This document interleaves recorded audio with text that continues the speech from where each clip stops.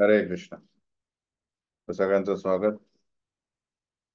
भक्तिशास्त्री भगवद्गीता अध्याय नंबर 2, सांख्य योग, श्लोक 15 आपण घेतलाय. तर आता अर्जुनाची जी युद्ध न करण्याची कारण जी आहेत त्याच्यावर एक एक करून श्रीकृष्ण उत्तर देतात आहे. तर पहिलं कारण होतं की करुणा, म्हणजे दया येणे शरीराबद्दल, की अरे मारले जातात त्याबद्दल. भगवंत बोलतात, अरे हे जे शरीर आहे, भौतिक शरीर, हे नश्वर आहे. हे काहीही केलं तरी ते तुम्ही टिकून ठेवू शकत नाही. आणि आत्मा अमर आहे. तर आपण पहिले दोन श्लोक बघितले. देहिनोस्मिन यथा देह, जसा एक जो जीव आहे, जो आत्मा आहे, तो बाल्यावस्थेपासून तारुण्य अवस्थेत, नंतर वृद्धावस्थेत जातो. त्यानंतर शरीर सोडून तो दुसरा शरीर स्वीकारतो. त्याच्यात काही बदल होत नाही.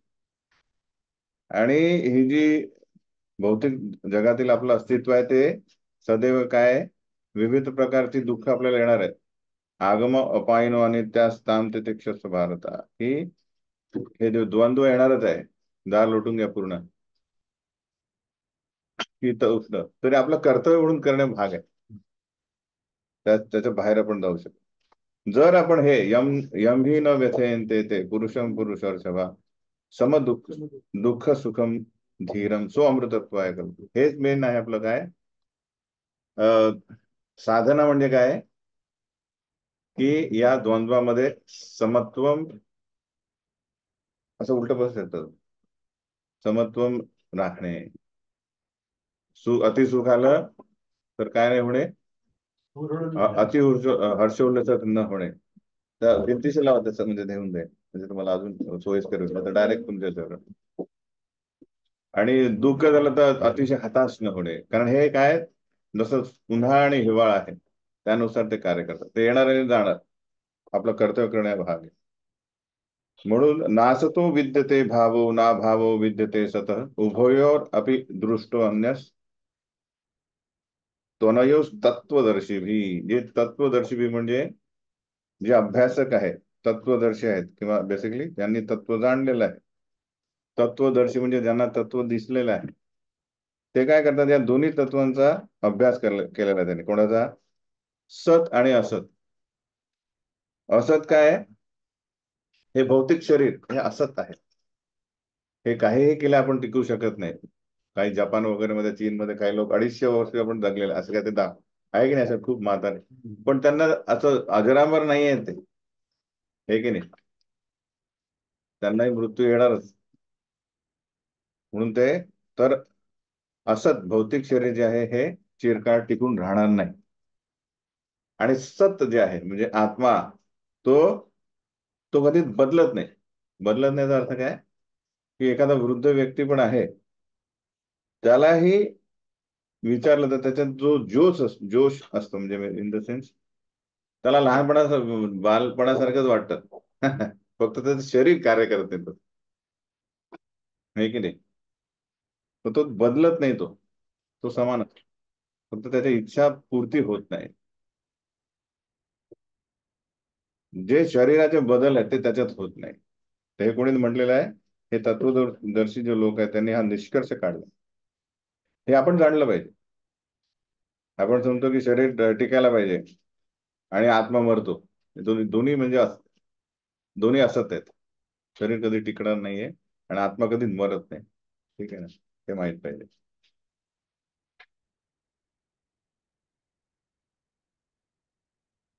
तर हा जो अविनाशी तू तद्विधी येन सर्वमिदम ततम विनाशम अव्ययस्यात् न कश्चित कर्तुमर्हति. जो संपूर्ण शरीराला व्यापून आहे तो अविनाशी आहे. कोण आहेत आपल्या संपूर्ण शरीरात? तर आत्मा आहे हृदयात, हृदय अर्जुन तिष्ठती. पण कोणाला चिमटा काढला तर त्याला काय व्हावं लागेल? वेदना होते. किंवा गुदगुल्या केला तर काय होते? पोटात चिमटा काढला किंवा गुदगुल्या केला तरी त्याला दोन्ही वेदना किंवा गुदगुली म्हणजे आनंद होतो. याचा अर्थ काय? हा जो व्यापलेला आहे कोण? आत्मा, हा म्हणजे चेतना, आत्म्याची चेतना, कॉन्शियसनेस, आत्मा आहे. याचा अर्थ काय? आपल्या पूर्ण शरीरात चेतना फैललेली आहे. तर ती चेतना अविनाशी आहे. म्हणजे त्या आत्म्यात, आत्मा आहे याचाच याचं प्रूफ काय? चेतना आहे. समजा एखाद्या व्यक्तीला गुदगुल्या केला तर काही होत नाही, चिमटा काय लात मारला तर होत नाही, याचा अर्थ काय? चेतना गेली त्याची, म्हणजे तो नाहीये तिथे, शरीर सोडलंय त्याने, आत्मा नाहीये तिथे. त्या अविनाशी आत्म्याचा कोणीही नाश करू शकत नाही, कारण पहिले तर तो दिसतच नाही.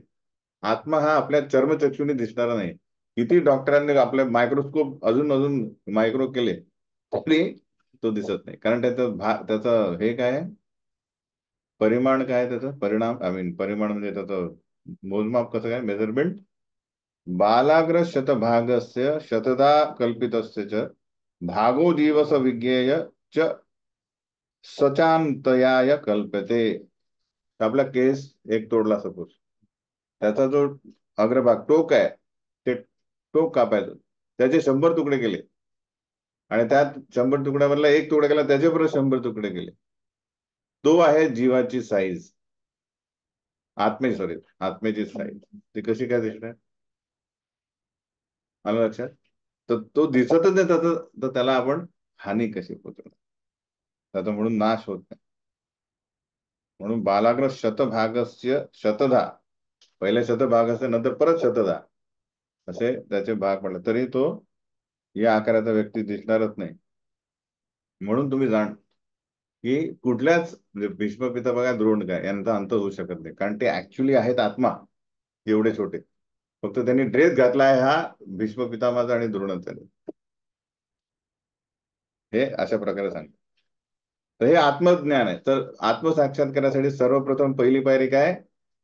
शरीर आणि आत्म्यामधला फरक जाणणे, आत्मज्ञान. नंतर मग पुढे कार्य येतील, त्यानुसार काय कार्य करायचं. अंतवंत इमे देहा नित्यस्योक्ता शरीरिणा अनाशिनो अप्रमेयस्य तस्माद युद्धस्य भारता. याचे फक्त कारणांचं निराकरण करायचं आणि याला फक्त युद्धासाठी तयार करायचं. म्हणून ते म्हणतात की हा जो अंतवंत इमे देहा, देह जो आहे, हा देह कोणी प्राप्त केला आहे? जो अविनाशी आहे. अविनाशी म्हणजे आत्मा, याला विनाश होत नाही, जो अमर्याद आहे आणि जो शाश्वत आहे. ऍक्च्युली सेमच संस्कृत वर्ड, शाश्वत मरत, तो तर अंत नाही आहे, विनाश होत नाही, पण याच्या शरीराचा मात्र अंत होणार, पण याचा अंत होणार नाही. हे लक्षात, म्हणजे वारंवार तेच ते म्हणतात ना, आपण एखादा एखादा पॉईंट क्लिअर करायसाठी आपण 4-5 उदाहरणं देतो किंवा त्याच्यावर थोडा एक विशिष्ट वेट देतो, भर देतो.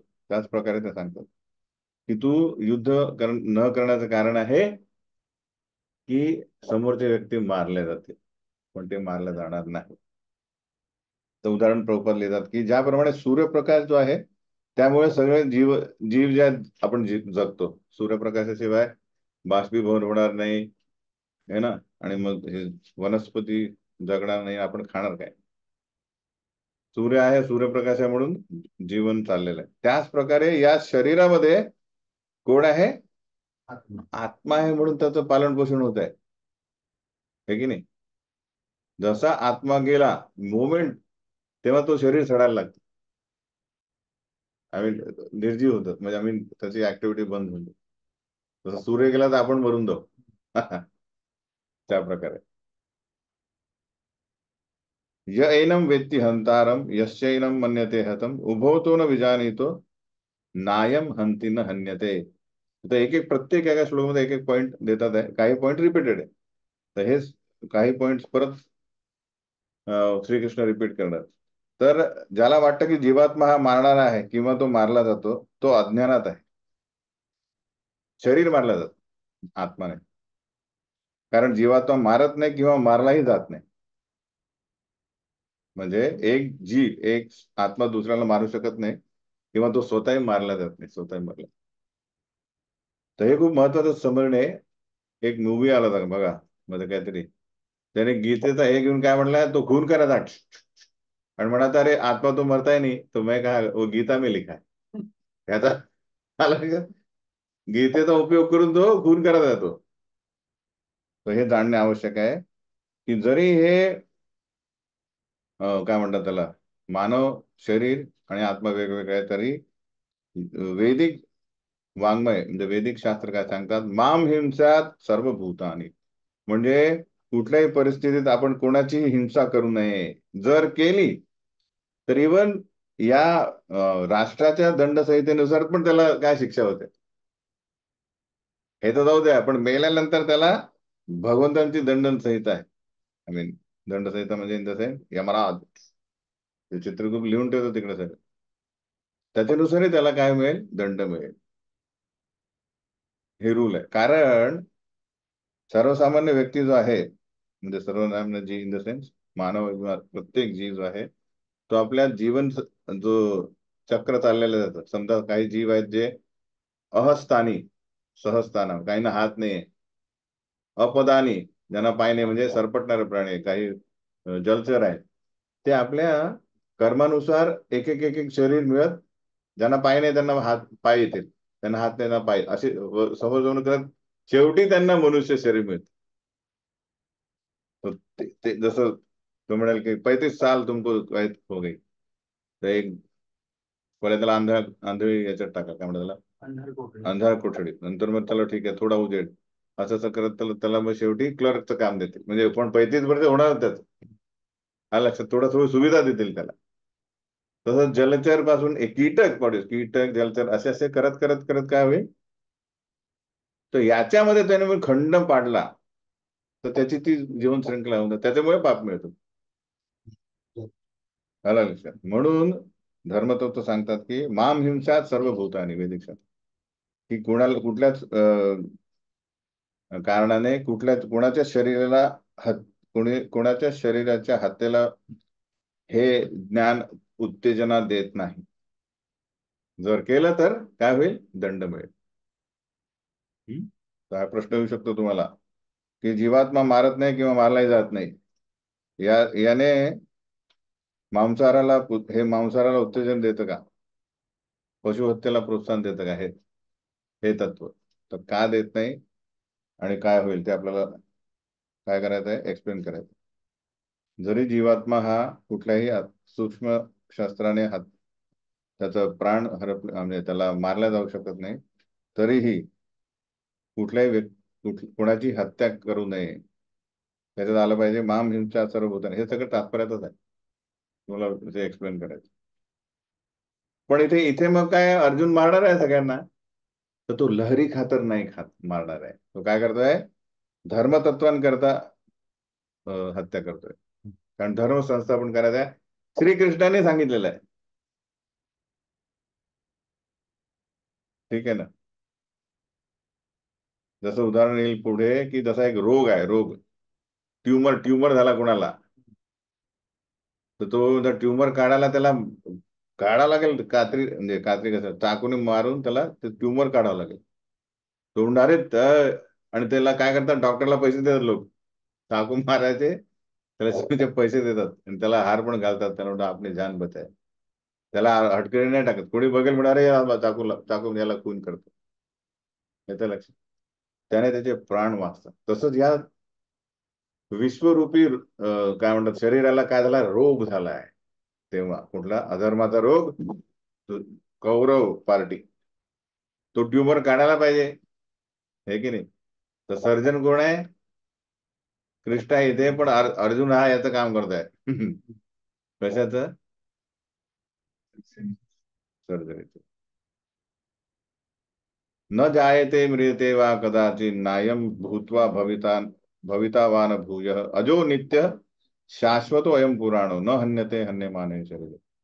तर हे परत आत्म्याचे गुणधर्म आहे. अजो, अजो म्हणजे ज्याचा जन्म नाही, नित्य सदैव आहे तो, शाश्वतो अयम पुराणो, खूप पुरातन आहे, याचा कधी जन्म झाला माहित नाही, म्हणजे कधी आला अस्तित्व माहित नाही. शरीराचा जन्म होतो इथे, हे की नाही. 12 फेब्रुवारी हा झालेला आहे, त्याचा जन्म झाला, हे शरीर आलंय, तो आत्मा आला नाहीये. त्याने बरेच शरीर घेतले, आत्म्याचा जन्म नाहीये, तो शरीराचा जन्म आहे. मुलगा झाला, मुलगी झाली, किंवा हे जे काय, म्हणून तो अजो म्हणतात. न हन्य ते हन्य माने शरीर, की शरीराचा नाश झाला तरी त्याचा नाश होत नाही. पण मृत्यू जे पण डेट झाली तो आत्मा मेला असं नाहीये. ते शरीर मृत्यू पावलं. तर हे जे हा जो आत्मा आहे हा एका पर्टिक्युलर शरीरात गेला की त्याचा कालावधी सुरू होतो जन्म आणि मृत्यू. त्या जन्म आणि मृत्यू धरून त्याचे 6 स्थित्यंतरे होतात. कुठली कुठली होतात? फर्स्ट थिंग, त्याच्या मातेच्या गर्भातून त्याचा जन्म होणे. First thing. मग तो काय होतं, त्याची काही काळासाठी वाढ होते, म्हणजे काही काळ तो राहतो, त्याची वाढ होते, त्याच्यापासून परिणाम उत्पन्न होतात, मग तो परत दुसरे शरीर निर्माण करेल. तो रोजोत्पादन.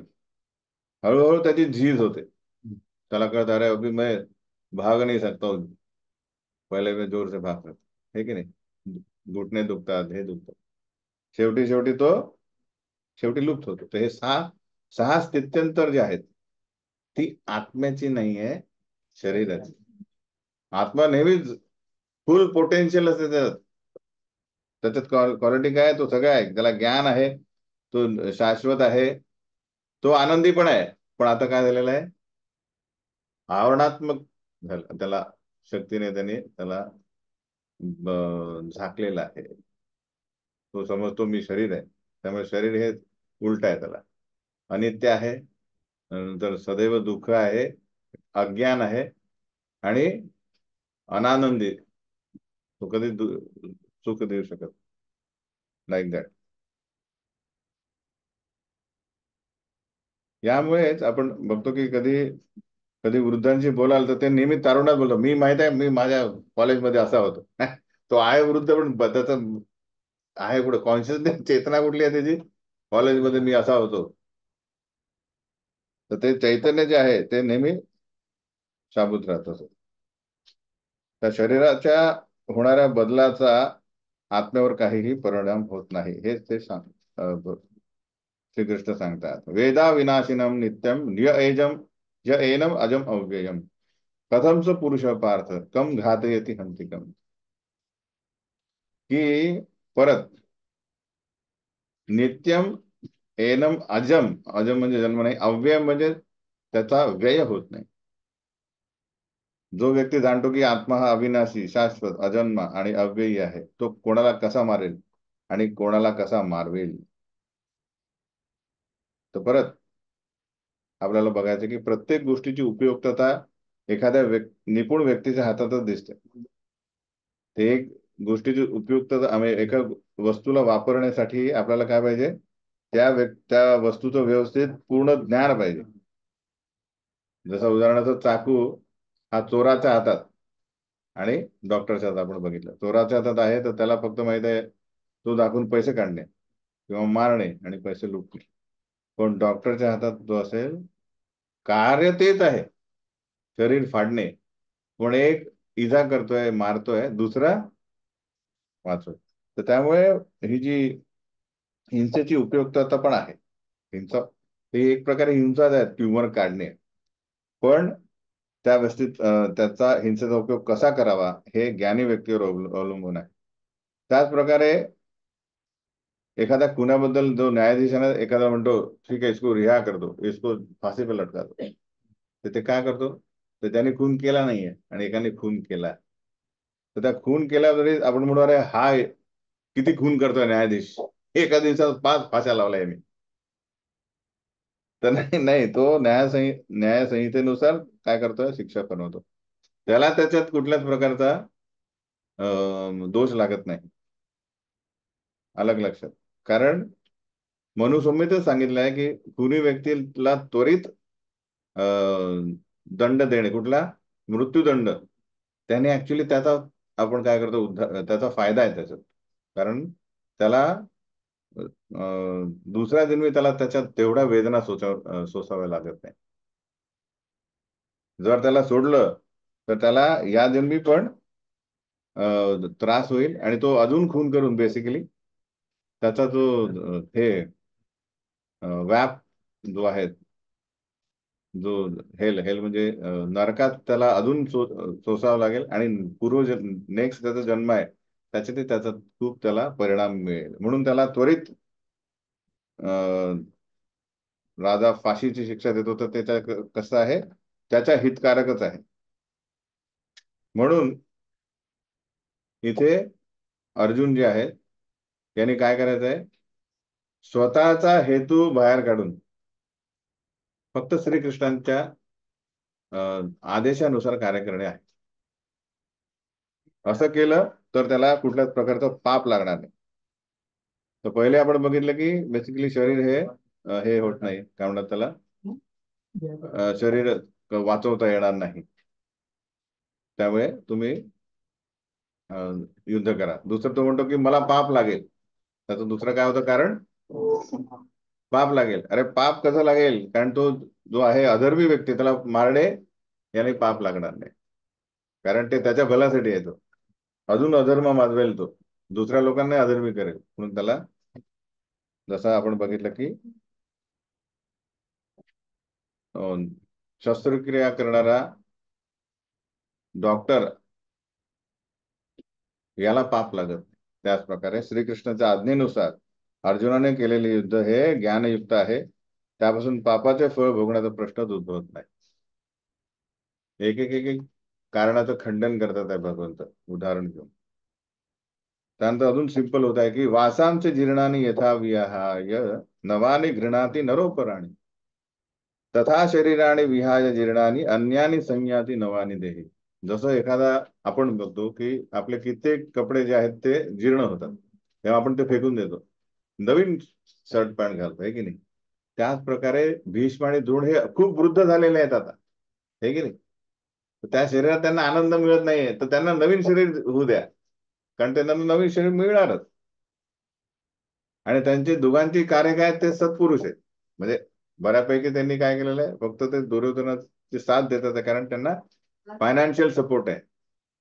पण ते दोघे काय आहेत, धार्मिक आहेत बेसिकली. कुठल्याच प्रकारे त्यांच्या हृदयात पाप नाहीये. त्यामुळे त्यांना एक तर स्वर्ग मिळेल किंवा उत्तम शरीर मिळेल. तर त्यासाठी तू काय कर, त्यांना मदत कर. काय करायचं, जुन्या वस्त्र त्या अधर्माचा साथ दिला म्हणून त्यांना मारणे आवश्यक आहे, पण त्याने त्याचं भलंच करतोय. हे झालं भीष्म आणि द्रोणासाठी. आणि इतरांचंही जे आहे त्यांना शरीर मिळणारच आहे, तर त्यामुळे कुठला पाप लागणार नाही की यांची स्थगिती करतोय आपण.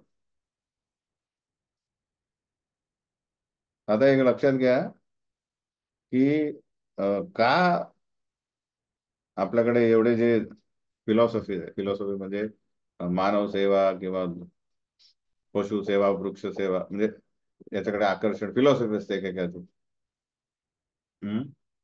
तर या सगळ्या फिलॉसॉफी काय येतात, कारण समान वृक्ष, एक एक वृक्ष आहे, त्या वृक्षामध्ये म्हणजे बेसिकली हे श्वेताश्वेतर उपनिषद मध्ये दिलं आहे की एका वृक्षामध्ये दोन पक्षी आहेत. तर एक पक्षी जो आहे त्याचं जीवनामध्ये एकच ध्येय आहे, त्या झाडावर लागलेली फळं जी आहेत ती चाखायची.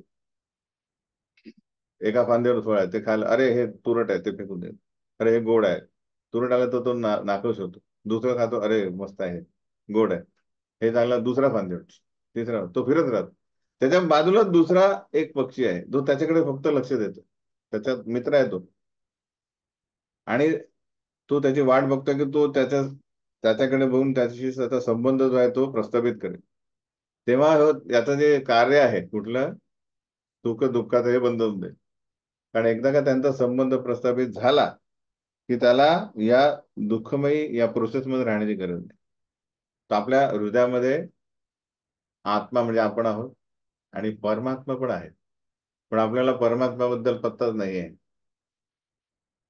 आपलं कार्य काय चाललंय, या शरीरात यायचं, इंद्रिय उपभोग घ्यायचे, अरे हे चांगलं आहे दुःख वगैरे, नंतर दुसरं शरीर, दुसरी फांदी, दुसऱ्यावर तिसऱ्या फांदी, तर फांदी बदलणे म्हणजे शरीर बदलणे, गोल गोल चाललाय. पण हा जो पक्षी आहे सदैव आपल्या बाजूला येऊन बसतोय, मदत करतोय, पण आपण त्याच्याकडे, ऍक्च्युली तोच मदत करतोय आपल्याला की भाई प्रत्येक गोष्टीत की बाबा तू माझ्याकडे बघून, पण आपली इच्छा नाही, पालन पोषण करणारा तोच आहे आपल्याला. तर हे जे आहे चालायला त्या तोपर्यंत आपण ही दुसरे वेगवेगळ्या फिलॉसॉफी करू, या फांदीवर राहणे मस्त आहे. पण ही माया अशी आहे, निसर्ग असा आहे की त्याला जे काही शरीर मिळालं तोंड हे बेस्ट आहे.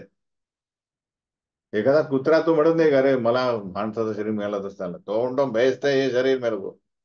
एखादा डुक्कर असेल तोही, पक्षी, जे काय असेल, कारण ते त्यालाच म्हणतात की भगवंतांच्या दोन शक्ती आहेत. एक प्रक्षेपात्मिका शक्ती, जी जेव्हा आध्यात्मिक जगातून आपण हे करतो, काय करतो, इच्छा करतो मला भगवंत नको आहे, मी स्वतंत्रपणे आनंदी राहतो, माझी कोण सेवा करेल, त्याच क्षणी आपल्याला फेकल्या जातं पुढे या तुरुंगा भौतिक जगात.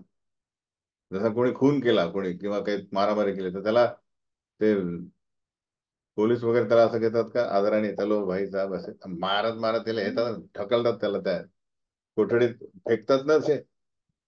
तसेच आपली पण इथे उपस्थिती कशी झाली आहे, आदरपूर्वक नाही, फेकल्या गेलेलं आहे. पण जसा तो आपण आलो आहे तर आपली परिस्थिती कशी आहे, कृष्ण नको आहे, त्यामुळे आवरणात्मिक असेल. तर आपण मी कृष्णदास, तिथे आपले आयडेंटिटी काय, सर्व कृष्णदास आहे. इथे आल्यानंतर आवरणात्मिका, मी जे शरीर आहे, जे शरीर मिळालं त्याला. प्रक्षेपात्मिका म्हणजे एकदाच होत नाही पहिल्यांदा. तर जेव्हा जेव्हा जीव हा कुठल्याही मातेच्या गर्भात जातो ते म्हणजे प्रक्षेपात्मिक आहे. फेकला जातो त्याला, आणि मग हळुवारपणे त्याला ते आवरण मिळतं. हो. तर त्याचं संगोपन असं होतं की तो जसा कुत्रा आहे, तो बरोबर त्याला हड्डी आवडेल. है ना? आता कसं काय, जीव तर हा जीव आहे, शाश्वत आहे, त्याला सर्व ज्ञान आहे, पण त्याची जी इच्छाच अशी असते की मी या प्रकारचं शरीर स्वीकारावं. म्हणून त्याचं संगोपन असं होतं, तो बाहेर आल्यानंतर त्याला हड्डी दिली की तो एवढं आहे छोट्या, कोण पळायला लागेल तो. एक नाही शरीर, तर त्या वैयक्तिक शरीरात तो सिंहाचा असेल मुलगा, तो वार करेल, तो त्याला समजणार नाही एवढाच आहे तो, हत्ती दिसलं त्याच्यावर तो हे करेल. तर हे आहे निसर्गाचं म्हणजे कार्य करण्याची पद्धती, हे आपण समजायला पाहिजे. म्हणून भौतिक शरीराला आसक्त होऊ नये, हे सांगतात की नेहमी एनिवे आपलं द्वितीय अस्तित्व आहे, जे इन्फिरियर आहे, त्याचा उपयोग करा. कुठलं कशासाठी, आत्मसाक्षात्कार. कारण मानव शरीरच आत्मसाक्षात्कार होऊ शकतो, इतर नाही. आता 23 पासनं हे जे श्लोक आहेत ना ते रिपीटेड आहेत. नैनम छिंदन्ति शस्त्राणि नैनम दहति पावक न चैनम क्लेदयन्ति आपो न शोषयति मारुत. तर आत्मा कसा मारला जाऊ शकत नाही, तर शरीर ज्या ज्या प्रकारे मारला जाऊ शकतं त्या त्या प्रकारे आपण आत्म्याला मारण्याचा प्रयत्न केला तर ते असफल ठरतं. तर आपण बघू की शस्त्राने मारला जातो, तर आत्म्याला मारला जाऊ शकत, शस्त्राने आत्म्याचे तुकडे होऊ शकत नाही. कारण तो आहे एवढा त्याचे तुकडे झालेले आहेत आधी, म्हणजे बेसिकली एवढा छोटा आहे की त्याच्यावर चाकू चालणारच नाही. अग्नीद्वारे जाळला जाऊ शकत नाही, पाण्याद्वारे भिजवता येत नाही, त्याला बुडवता येत नाही, किंवा वाऱ्याने सुकवता येत नाही. तर हे जे सर्व अस्त्र आहेत, तलवारी, अग्निअस्त्र, वर्षास्त्रे, हे जीवात्म्यावर असर करणार नाही, जीवात्म्याला मारू शकत.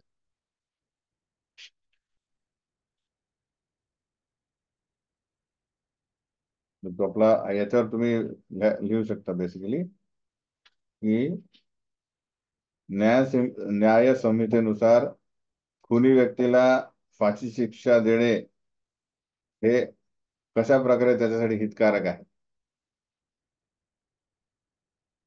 परत नंतर सांगेल मी तुम्हाला, आहे परत. 24वा श्लोक, अच्छेद्योयम अदाह्योयम अक्लेद्यो अशोष्य एव च नित्य सर्वगतस्ताणुर अचलोयम सनातना. प्रत्येक की तो अविद्रा अविद्राव्य म्हणजे तो बुडवता येत, तो तुटणार नाही, सुकल्या जात नाही, आणि जाळल्या पण जाऊ शकतो. कारण तो नेहमी टिकणारा, सर्वव्यापी, अपरिवर्तनीय, निश्चल आणि नित्य आहे. सर्वगत म्हणजे, सर्वगतचा अर्थ काय देतात प्रभुपाद एकदा फिरत होते मॉर्निंग वॉक मध्ये, तर ते म्हणतात की सर्वगत म्हणजे हा आत्मा असा आहे की एक आपली छडी घेतात आणि जमिनीत घुसवतात, छिद्र करतात, म्हणजे या छिद्रामध्ये पण हजारो करोडो जीव असतात. सर्वगत प्रत्येक प्लॅनेटवर म्हणजे लोकामध्ये जीव आहे. सूर्यलोकात पण आहे. ते म्हणारे सूर्यलोकात कसा जळून जाईल तो, त्याचं शरीरच अग्निमय आहे की नाही. जलचर कसे राहतात पाण्यात, तसे सूर्यामध्ये तो सर्व म्हणजे या 14 लोकांमध्ये सगळीकडे आहे तो, विविध प्रकार, कारण त्याचे विविध इच्छा आहे आणि विविध कर्म आहे, म्हणून तो सर्वगत आहे. अव्यक्तोयम अचिंत्योयम अविकार्यो अयम उच्यते तस्मादेवं विदित्वेन शोचितुम अर्हसि. आणि आता आपण बघितलं की हा आत्मा पहिलेच कितना छोटा आहे की तो अदृश्य आहे आणि कल्पनातीत आहे, कारण तो आपल्याला कल्पना करू शकत नाही की ठीक आहे कसा असेल बरं, हे की नाही. ते आपण बघतो ते कधी कधी गोळ्या बनवतात, हत्ती, मासा त्या गोळ्याचे साईज असतात असे की नाही, छोटे छोटे. पण असं आत्म्यात आपण विचार करू शकतो का काय असू शकतो बरं, काय आकार म्हणजे काय असेल त्याचं वगैरे वगैरे. इम्पॉसिबल आणि अपरिवर्तनीय आहे. हे जाणून तू शरीराबद्दल शोक करू नको.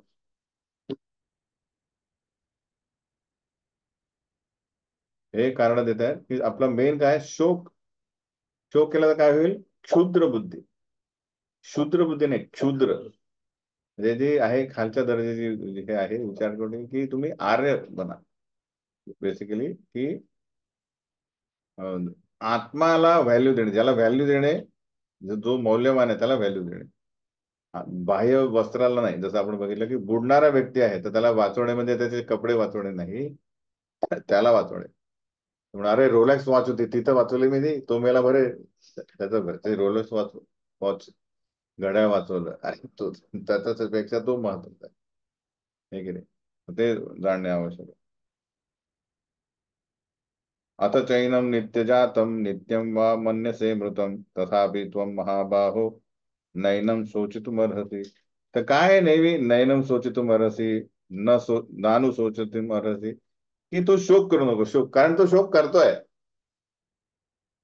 शोक कशाबद्दल असावा माहितीये, की अरे मनुष्य शरीर चाललंय आणि भक्ती करत नाही आपण, परत परत जन्म होणार आहे, त्याच्याबद्दल शोक करावा लागेल. की वेळ जातोय आणि आपण भक्ती सोडून बाकी सगळं करतोय, याच्याबद्दल शोक असतो. शोक असाल म्हणजे जसं शोक करायला नाही, असं रडत बसणं नाही, की ऍक्च्युली शोक झाला पाहिजे की की आता तरी जागे व्हा, जीव जागो जीव जागो. ना के जे मरण जे संपणारच आहे त्याच्याबद्दल शोक करून काय फायदा. अगरबत्ती जाळली समजा, अरे हे जळतंय, अरे जळतंय, अरे तर तूच जाळी आहे ती, तिथे संपणारच आहे ती, आहे की नाही. तर ते म्हणून म्हणलंय शोक करू नको. म्हणून जरी तुला वाटलं की आत्मा हा नित्य जन्मतो आणि नित्य मृत्यू होतो, तरी तू शोक करू नको. आता इथे हे काय म्हणतोय की याला वाटतंय की आत्मा हा नित्य जन्मतो. तर आता एक फॉर टाइम बिंग तुम्ही लक्षात ठेवा की ठीक आहे, आत्मा हा जन्माला आलाय आणि आत्मा मेला. तर कृष्ण म्हणतो मग काय प्रॉब्लेम काय तुझा, काय गेलाय तो नित्य आहे, तो जन्म घेतो आणि मरतो परत. तो तो जो जो जन्म झाला तो मेला आणि परत जन्म येईल तो मेला. दुसरा आहे की तो नित्य मृत होतो. नित्य मृत होतो म्हणजे बेसिकली जे काय तुझे जो शोक आहे तो शोक करण्याला लायकच नाही, कारण तो टेम्पररी आहे, म्हणजे तो त्याला परत परत अस्तित्व आहेच. तर तुझ्या शोक करण्यामध्ये काही लॉजिक नाहीये.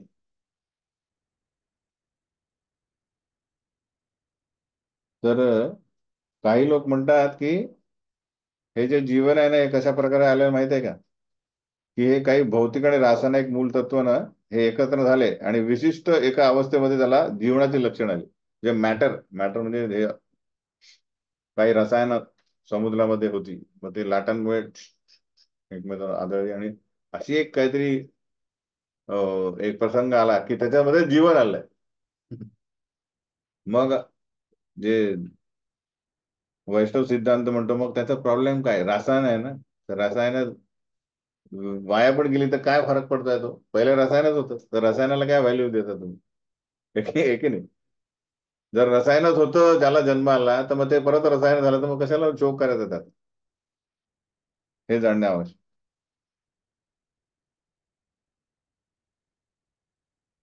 म्हणून जाणणे की धीर मनुष्य काय म्हणतो, जातस्य ही ध्रुवर मृत्यू ध्रुवम जन्म मृतस्य च. ज्याचा जन्म झालाय त्याला मृत्यू येणारच.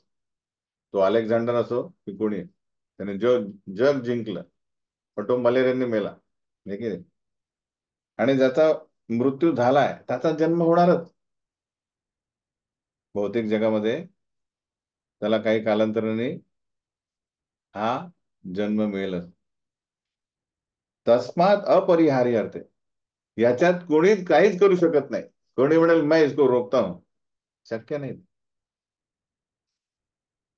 तर तुमच्या हातात काहीच नाही आहे, ना जन्म रोखणे ना मरण रोखणे. तर नत्वम सोची तू मरायचं, तर तू शोक का करतोय, आहे की नाही. तर अर्जुनाला सांगतायत आहे श्रीकृष्ण की शांतनु महाराज कुठे आहे, नाही आहे. त्यांचे पूर्वज कुठे, ते नाही राहणार ते. तू नाही मारला तर तसे ते मरणार आहे. पण आता तू मारला तर तुला काय वेळ निमित्त मात्र, बेसिकली तू धर्म स्थापन करण्यासाठी एक निमित्त मात्र होईल, कार्य केलं. तर हे जे जग आहे अशा प्रकारे आहे. अव्यक्तानि भूतानि व्यक्त मध्यानि भारत, अव्यक्त निधनानेव तत्र का परिदेवना. काही का सगळे जीव अव्यक्त होते. महाविष्णूंच्या शरीरामध्ये फक्त जीव आहे, काही प्रॉब्लेम नाही त्यांना. इच्छा आहेत भरपूर पण शरीर नाही. पण काही काळानंतर श्वास सोडला त्याने तर काय झालेलं आहे, मध्य अवस्थेत ते व्यक्त झाले. ब्रह्मांड आले, ब्रह्मदेव आले, त्यांनी त्यांच्या इच्छा पूर्णसाठी सगळे जीव निर्माण केले. हजारो करोडो जन्म फिरले ते. जसे ब्रह्मदेवांचं 100 वर्ष झाले, परत महाविष्णूंच्या विनाशानंतर, म्हणजे त्या भूमंडलाच्या ब्रह्मांडाच्या विनाशानंतर कोणा ते अव्यक्त झाले. तर या शोक करण्यासाठी काय आवश्यकता आहे याची. उदाहरण दिलं आहे की जसं आपण बघतो की एखादं मैदान आहे, एक बिल्डर विकत घेतो. तो काय करतो, तिथे बिल्डिंग जमा करतो, आय मीन ते हे आणतो, काय म्हणतो, विटा सिमेंट रेती, आणि मग बिल्डिंग बांधतो. पहिले काहीच नव्हतं, बिल्डिंग. नंतर म्हणते बीएमसी म्हणतात इथं परमिशन कुठे आहे, पाडा पाडा ते. परत पाडून टाकलं, काय झालेलं आहे, परत विटा सिमेंट ते तर तसे राहणारच आहे. मॅटर तसंच राहतं. मग त्याच्यात काय झालेलं आहे, काही काळाकरता ती बिल्डिंग उभी राहिली. पूर्वी पण होतं ते मॅटर, म्हणजे जे वस्तू नंतरही राहिली. अव्यक्त अव्यक्त हे काही काळासाठीच फक्त व्यक्त होतं. व्यक्त म्हणजे शरीर मिळत आहे. तर म्हणून जी law of conservation of energy, म्हणजे काहीच वाया जात नाही, ते त्याचं फक्त रूपांतरित होत. त्याला म्हणतात शक्तीच्या अविनाशत्वाचा नियम आहे तो. शक्ती आपलं रूप बदलते पण ते राहणार, त्याचं अस्तित्व राहणार. म्हणून प्रकटावस्था असो वा अप्रकटावस्था असो, कोणत्याही अवस्थेत शोक करण्याचं कारण नाही.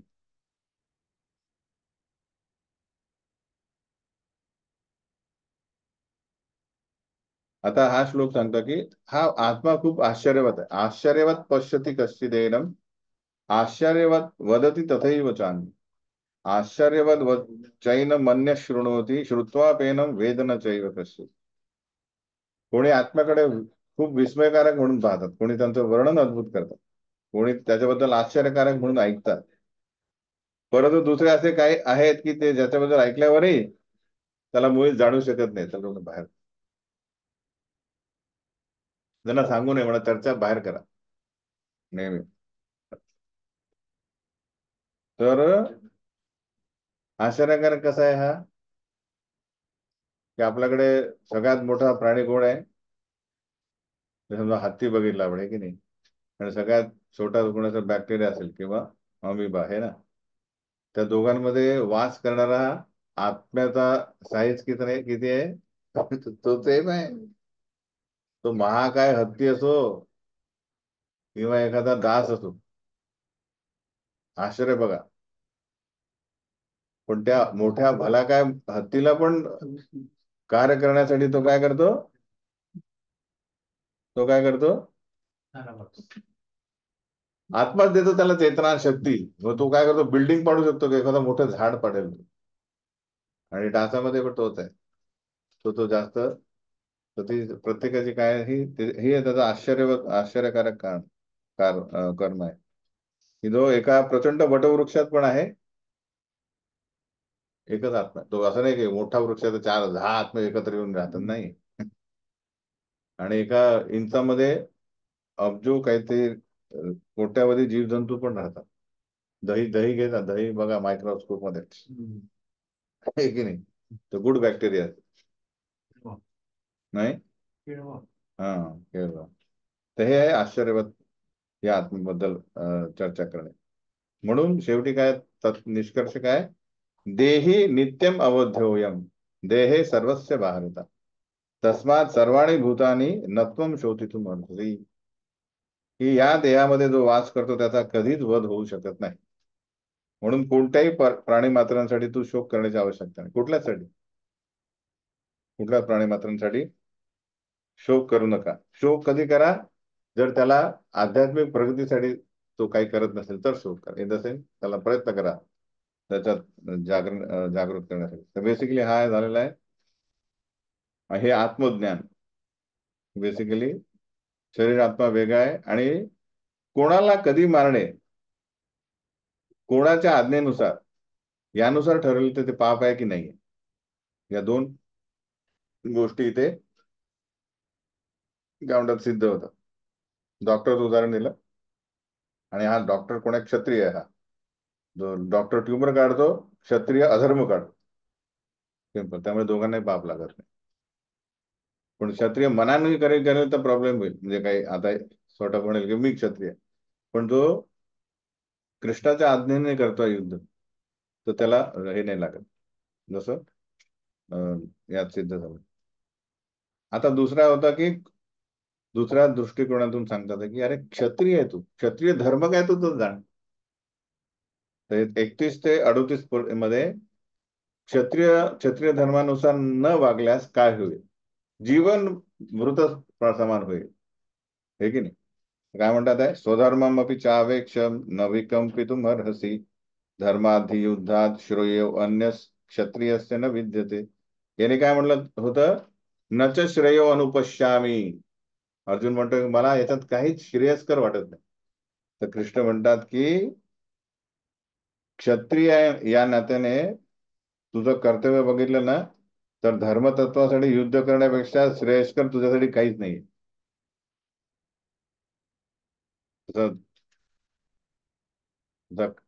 परत क्रिकेटर आहे सपोज, त्याला तो बेस्ट बॅट्समन आहे आणि त्याला त्याच्या देशाला गरज आहे, बॅट्समन नाही आहे आणि फायनल मध्ये आहे, त्याला म्हणतं खेळा ना तो. नाही, मला काय श्रेयस्कर वाटत. अरे तुझ्यासाठी हेच मेन श्रेयस्कर आहे की तिथे जिंक आणि तुझा देश तुझा गौरव करेल, आहे की नाही. कारण तुझ्यात ती क्षमता आहे. तर क्षत्रिय नाही लढला तर मग कोणाला उभं करणार तिथे. सगळ्यात हे क्षत्रिय धर्मच आहे, त्याला धर्मतत्वासाठी युद्ध करण्यास संकोच करू नये. क्षत्रिय म्हणजे काय, कसं नाही की मेरा नाम क्षत्रिय आहे.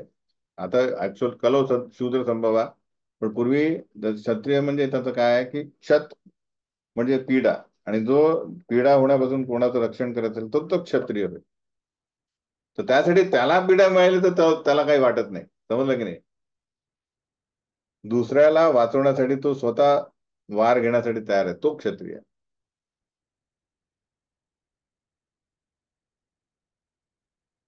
आणि क्षत्रियासाठी हे श्रेयस्कर काय आहे, कारण क्षत्रिय समजा युद्धामध्ये धर्मतत्वानुसार लढतोय आणि तो तिथे मरण पावला तर त्याला डायरेक्ट स्वर्ग मिळतो. तसंच उदाहरण आहे की पूर्वी काय होते, यज्ञामध्ये पशु यज्ञ द्यायचे, पशु पण बळी द्यायचे. पण तेव्हा मंत्रोच्चार असा व्हायचा की त्या मंत्रोच्चाराने त्या पशुला डायरेक्ट नेक्स्ट जन्म मनुष्य जन्म मिळायचा. म्हणजे त्याची जी श्रृंखला आहे सपोज, ते त्याला काय होतं, उन्नती मिळायची. जबरदस्ती सगळ्या याच्यातून नाही जायची गरज, फक्त मग याच्यात त्याचा यज्ञ बळी गेला की त्याला मनुष्य.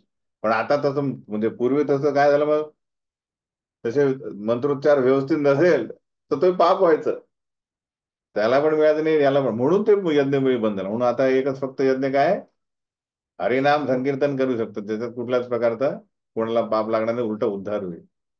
कारण तसे मंत्रोच्चार करणारे ब्राह्मण राहिले नाहीत कलियुगामध्ये, म्हणून यज्ञ बळी बंद झाला. यज्ञ बळी ऍक्च्युली बंद करण्यात आला. तर पूर्वी हे जे करायचे तसे त्यांनाही स्वर्ग मिळायचा परत, जे अशा प्रकारचे यज्ञ वेळ करायचे. कारण दुसऱ्याला काय देत आहे, त्वरित मनुष्य जन्म मिळतात. आणि हा फक्त यांनी काय करायचं, युद्धात क्षत्रियाने दुसऱ्याच्या रक्षणार्थ स्वतःचा बळी दिला तर त्याला डायरेक्ट स्वर्ग मिळाला. आता भगवंत म्हणताय की ही संधी चालून येते तुला, यदृच्छाचे उपपन्नम स्वर्गद्वारम अपावृतम सुखिनम क्षत्रिया पार्थ लभंत युद्धम ईदृश.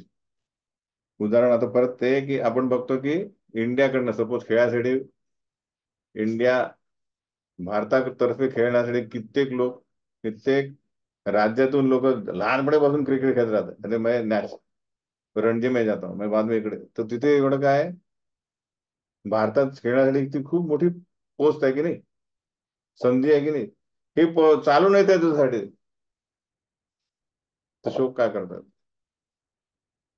ते मिळाल्यानंतर शोक करणे काय झालेलं आहे, ते मूर्खासारखं होईल. तर स्वर्गद्वार जे तुझ्याकडे साठी ओपन होतात आहे, जी कोणाला संधी मिळत नाही. अथ चेत्वम अथ चेतत्वम इमम धर्म्यम संग्रामम न करिष्यसी. जर तू ही संधी गमावली तर आता बघू काय काय परिणाम होतील. तत स्वधर्मम कीर्तींच हित्वा पापम अवास. जे तू म्हणतो ना पाप पाप पाप लागेल पाप लागेल, तू युद्ध न करण्यामुळे तुला पाप लागेल. कारण तुझ्यावर जबाबदारी देऊन तुला जे सगळ्यांनी खंडणी दिली त्याचा उपयोग केला, म्हणजे क्षत्रियाला ते करणं भाग आहे. तुला जबाबदारी दिली आणि तू जबाबदारीचं कर्तव्य पार पाडलं नाही तर पाप लागेल. आणि तुझा स्वधर्म जे आहे, कीर्ती, ही काय होईल, तू गमावस. कशामुळे, कर्तव्य करण्यामध्ये निष्काळजीपणा केल्यामुळे तुला पाप लागेल आणि योद्धा म्हणून तू तुझी कीर्ती गमावशील. आपण म्हणू की चला ठीक आहे, कोणी असा आलतू फालतू असेल तो त्याची कीर्ती केली, अरे अर्जुन आहे तो. तो त्या कालावधीमध्ये अर्जुनला कोण म्हणतो, आपला दुर्योधन काय म्हणतो पांडव सेना बघून, भीमा अर्जुन. तर पहिला त्याची भीती होती म्हणून भीम केलं, दुसरा अर्जुन. कारण त्यांना माहित आहे की पांडवांकडनं आपल्याला जिंकायचं असेल तर पहिलं अर्जुनाला मारायला लागेल, नाही तर जिंकणे शक्य नाही. म्हणून तो कर्णाला घेतलं त्याने, उदो उदो केला त्याने कोणाचा, दुर्योधनाने. कारण त्याला माहित आहे अर्जुनाला मारू शकतो तो कर्णच. तर बेसिकली असा पॉवरफुल त्या काळातला दिग्गज अर्जुन आहे, ज्याने शंकरजी यांच्याकडनं पाशुपत अस्त्र घेतलंय, इंद्राकडनं अस्त्र घेतलंय, तो स्वदेही स्वर्गात जाऊन आलाय. एवढी कीर्ती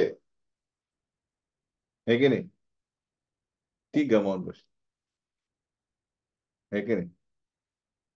साधारण हे नाही येतो. तर नावलौकिक जे आहे ते गमावून बसणे हे म्हणजे किए कराया पे पाणी धरणं ऐसा असं होईल.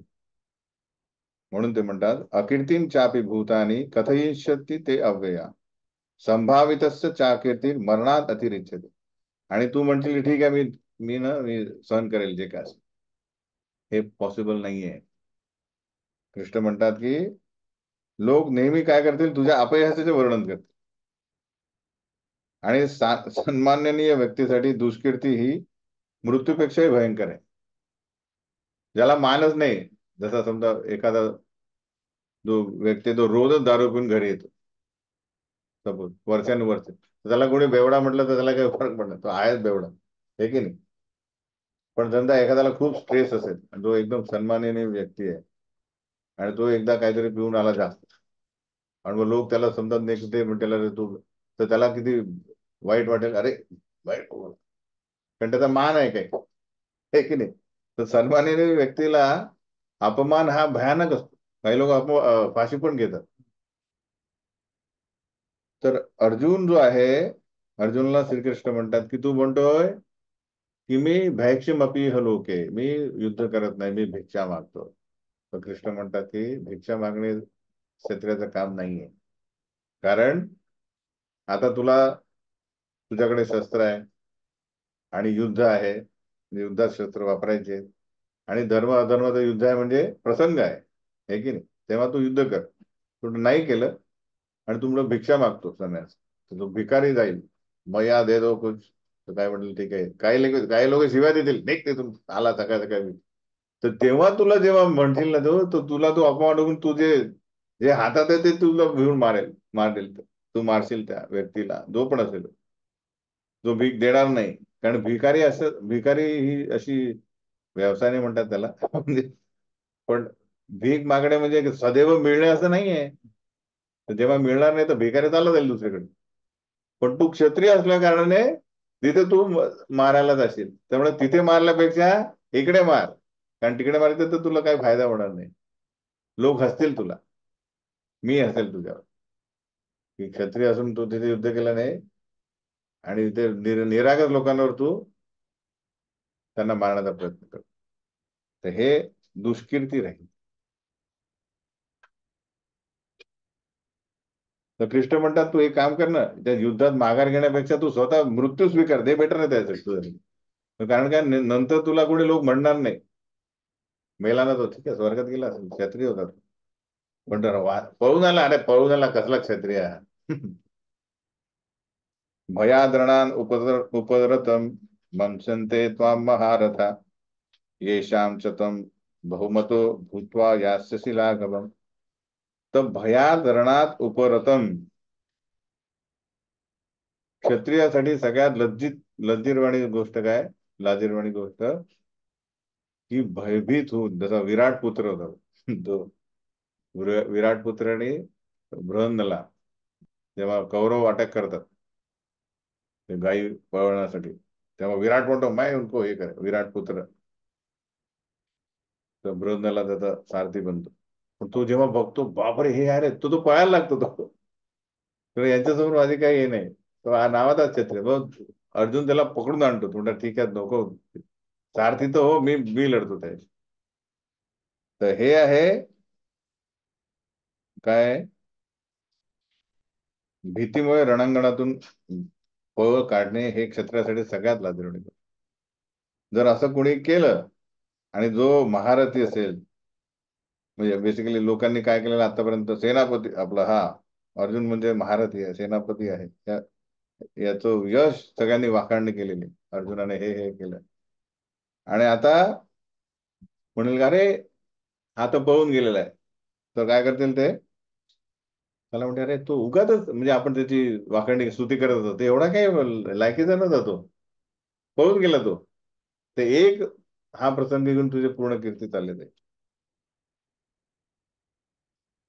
नुसतं ते कीर्ती जाणार नाही, लोक तुला अवाच्य वादांश बहून वदिष्यन्ति तवा हितः, निंदनस्तव सामर्थ्यम ततो दुःखतरं दुःखी. की लोक अशा अपमानास्पद शब्दात तुझे वर्णन करतील, मी मला बोलायची इच्छा नाही, आणि तुझ्या योग्यतेचा उपहास करतील, की ते ठोका मार म्हणजे फेकत होता तो, पशुपती अस्त्र, स्वर्गात जाणे, हे सगळं काय होतं. लोक म्हणतील की अरे हे काही कामाचं नाही, सगळे आपला मोबाईल सायलेंट मध्ये करून ठेवा, म्हणजे वाजणार नाही, हे की नाही? तर लोकांना एक संधी दिली की लोक काय करतात, त्याचा अवाच्य वादांचं करतात, म्हणजे ते बोलत राहतील. आणि ती जी आहे ते ततो दुःख तरंदगी, म्हणजे हे युद्धात मरणापेक्षा अधिक भयंकर राहील, जीवन नकोस होऊन जाईल, हे की नाही? जसं ते काय म्हणतात त्याला, पाकिस्तानात तो एक बॉलर होता, त्याने भारताविरुद्ध बॉलिंग टाकले, त्याला एक ओव्हर मध्ये 4-5 फोर मारले. तर त्याच्यावर कॅमेरा होता, तो त्याचा स्मिता हसते आलं चुकून. तर तिकडे तर पाकिस्तानी ते घरच तोडून टाकलं, की हसतोय अरुण, म्हणजे काय दिला, रन तर दिले आणि हसतोय, म्हणजे याला काही दुःख नाहीये, तर त्याने त्याचं घरच फोडून टाकलं. तर बेसिक म्हणत अर्थ की लोक जे आहेत ते आपलं सुख बघतात, आलं लक्षात. आणि दुसऱ्या दुःख असेल तर त्याला ते घरी गेल्यावर त्याला किती शिव्या मिळाले, की तू काय केलं, आम्हाला जिंकवलं नाही. तर त्या प्रकारे ते जीवन दुःखतर असेल भविष्यात. अर्जुनाला कौरवांशी फेसिंग म्हणजे फेस करणे, समजा यांनी केलं नाही, युद्ध केलं, नंतर फिरता येतो, सगळे म्हणतात अर्जुनाला व्हॅल्यू देणार नाही ते नंतर, अरे हा कोण आहे, ते जीवन दुःख तर राहील. हे फ्युचर जे होऊ शकतं ते त्याला सांगतात आहे की असं होऊ देऊ नका. म्हणून काय करा, हतो वा प्राप्स्यसी स्वर्ग जित्वा वा भोक्षसे महिम तस्मात उत्तिष्ठ कौंतेय युद्धाय कृतनिश्चय. म्हणून ते सोडून द्या की जिंकून तू स्वर्गात जाशील की आय मीन जिंकलं तर याला काय मिळेल, तुला स्वर्गासारखं इथे बेसिकली पूर्ण पृथ्वीचं राज्यकारभार मिळेल किंवा मेल्यानंतर स्वर्ग मिळेल, हे बाजूला कर. आता काय कर, फक्त युद्धासाठी युद्ध कर, दृढ निश्चय होऊन कर. आय मीन सॉरी, याच्यात हे नेक्स्ट वर्ष आहे, हा वर्ष आहे की दोन्हीकडे तुझी विन विन सिच्युएशन आहे. हातो वा प्राप्त, म्हणजे तू समजा मेला तर तुला काय मिळेल, स्वर्ग मिळेल, चांगला आहे. आणि जिंकला तर भोक्षसे महिम, पूर्ण पृथ्वी तुझी, तुझं राज्य. म्हणून तसं म्हणून शोक कसा करायचा आहे, उठ आणि काय कर, युद्ध कर. तर डिप्रेशन, डिप्रेशन म्हणजे निराशा अशी असते की माणसाला काय म्हणतात, माणसाला काहीच करू देत नाही. बघितला कधी निराशा आल्यानंतर जेवायचं नाही आहे, हे नाही करायचं काय, तर ती अशी परिस्थिती कोणाचीही होऊ शकते. म्हणून आपल्याला काय पाहिजे, सत्संग पाहिजे. तर हे लक्षात ठेवा की सत्संग हा खूप महत्वाचा आहे की म्हणजे, आणि ही नैराशा ही कधी पण कोणाला येऊ शकते. तर इनफॅक्ट आपण बघू की अं, सनातन गोस्वामी हे जेव्हा कुठे होते, आपल्या जगन्नाथपुरीमध्ये, तेव्हा महाप्रभू काय करायचे, त्यांना ऍक्च्युली सगळ्या जंगलातून फिरून फिरून काय कुठलं कुठलं पाणी पिऊन त्यांना एक रोग झाला होता, शरीरातून त्यांच्या पस यायचा. पण महाप्रभू त्यांना आलिंगन द्यायचे, तर त्यांना ते बरं वाटायचं नाही की अरे माझं शरीर हे एवढं घाण आहे, तरी महाप्रभूंच्या शरीराला मी स्पर्श करून मी पाप करतोय ना, मी काहीतरी माझं भवितव्य उन्नत पाहिजे, म्हणून मी काय करतो, मी आत्महत्या करतो म्हणतात. मी रथाच्या काळी आत्महत्या. तर महाप्रभू स्वतः म्हणतात, अरे असं केलं असतं तर मी, हे असं करून मला कृष्ण प्राप्त झाले असतं तर मी हजारो केलं केलं असतं, पण तशाने होणार नाही. तर नैराश्य जे आहे हे कुठल्या कारणाने होईल भक्तीमध्ये, याचा काही भरोसा नाही. म्हणून काय पाहिजे, एखादा मित्र मैत्रीण पाहिजे, भक्त, त्याच्याशी आपण संवाद साधू शकतो की मला याच्यातून म्हणजे हे मला प्रॉब्लेम आहे, तर तो सांगेल अरे हे शुल्लक आहे, याच्यावर काय, याच्यावर लक्ष देऊ नका. समजलं की नाही, हे महत्वाचं आहे. म्हणून सत्संग नेहमी करत राहा. म्हणजे कुठल्या प्रकारचे जे माया जी आपल्या ज्ञानावर आवरण टाकते, ते काढण्यासाठी आपल्याला काय लागतो, सत्संग लागतो, मित्र लागतो, भक्त लागतो. तो सांगेल की दोन्ही गोष्टी तुझ्या समोर आहेत, तू फक्त कार्य करणे आवश्यक आहे, दोन्हीकडे तुझं यश आहे. नैराश्य काढा. आणि नंतर ते म्हणतात की कृष्ण सुख दुःखे समय कृत्वा लाभालाभो जया जयो ततो युद्धाय युजस्व नैवम पापम अवाप्स. जर तुला पाप हे प्रॉब्लेम वाटतोय ना, तर काय कर, सुख आणि दुःख बाजूला, जय विजय, जय पराजय बाजूला कर. फक्त क्षत्रियाने युद्धासाठी युद्ध केलं तरी त्याला पाप लागत नाही. उदाहरणार्थ, जेव्हा कौरव आणि पांडव हे एकत्र आले ना, तेव्हा ते शंख वाजल्यानंतर त्यांनी घोषणा केली की ज्यालाही आता दल बदलायचा असेल, पक्ष बदलायचा असेल, तर बदलून टाका. आलं लक्षात. तर काही कौरव पण तिकडे जायला तयार होते आणि काही पांडवातले पण तिकडे जायला तयार होते. एकदा तो गट निवडला की मग तुम्ही युद्ध ते तसंच करायचं. तर क्षत्रिय जे आहे ते कधी कधी फक्त हे म्हणत, हा ठीक आहे मला याच्याकडनं करायचं, तर ते फक्त क्षत्रिय धर्म करतात. त्याला काही त्यांना हे नाही पडत की मला हा प्रेम आहे वगैरे. फक्त त्यासाठी केलं तरी तो क्षत्रिय धर्म करतोय.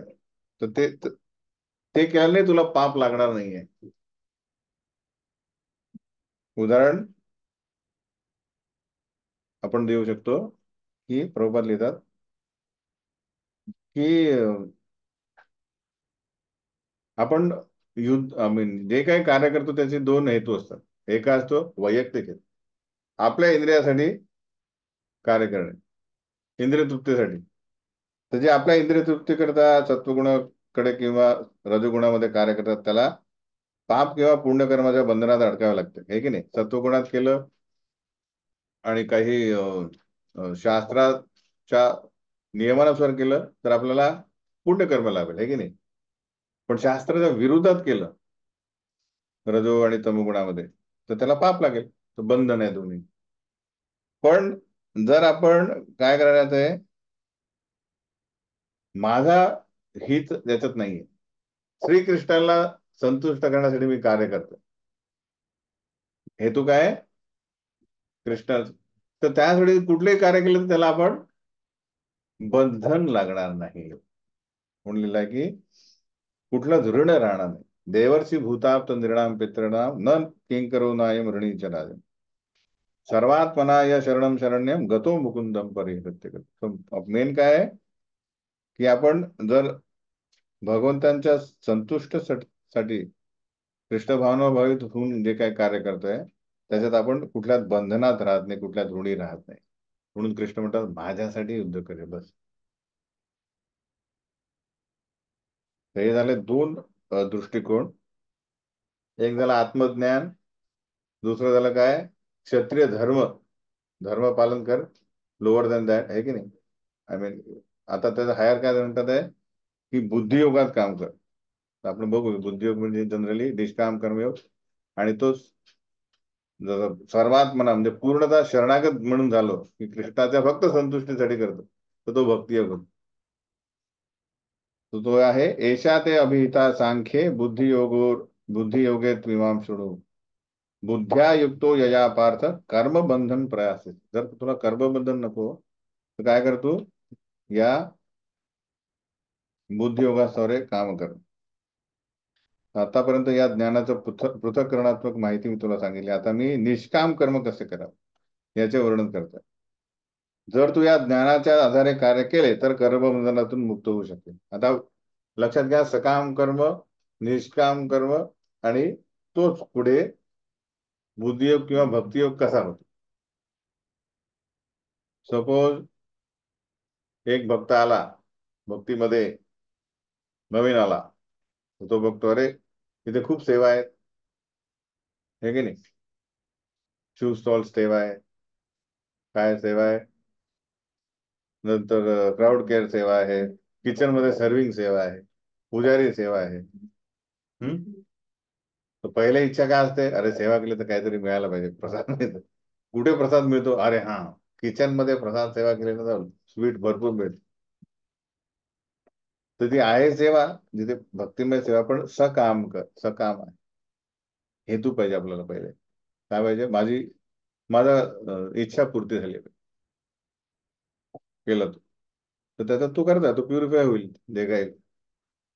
दुसरा जो व्यक्ती म्हणतो की मी आलोय, तो सेवा दिलेली तोंडात, शू स्टॉल मध्ये तोंडाने, तुम्ही किचन मध्ये सेवा करतो.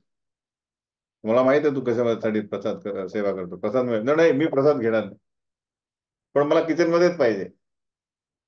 किचन मध्ये सेवा करायची मला आवडतं. काय झालं त्याला, पण त्याचा हेतू नाही, तो मी प्रसाद घे, आणि बघा तो प्रसाद घेणार नाही सपोज. ते काय झालं, निष्काम. पण काय प्रॉब्लेम आहे याच्यात, मी तीच सेवा करेल. लिमिटेशन. भक्तियोग म्हणजे काय, गुरु म्हणतात आज तुझा शूज चालू होता, ठीक आहे, तिथे काय मिळणार नाही, नाही काय प्रॉब्लेम, मला सेवा पाहिजे. तू क्राऊड केला जा, ठीक आहे, आज किचन मध्ये जा, ठीक आहे, पुजारी सेवा कर. तू पण जे काय सेवा कोणासाठी करता तो, त्याला माहिती आहे की जी सेवा, सगळ्या सेवा भगवंतांसाठी सेम आहेत. आणि मला स्वतःला काही नको, माझे इंद्रिय शुद्ध करायचे, म्हणजे माझ्या सेवेने मला भगवंतांना संतुष्ट करायचं. आणि मी इथे सेवा केल्याने माझे गुरु प्रसन्न होतील, गुरु प्रसन्न झाले की कृष्ण प्रसन्न होतील. मला प्रसाद मिळाला मिळाला, नाही मिळाला नाही मिळाला, म्हणजे बेसिकली हा जो ज्याला म्हणतात भक्ती, कार्य सेम आहे पण काय हेतू डिफरंट.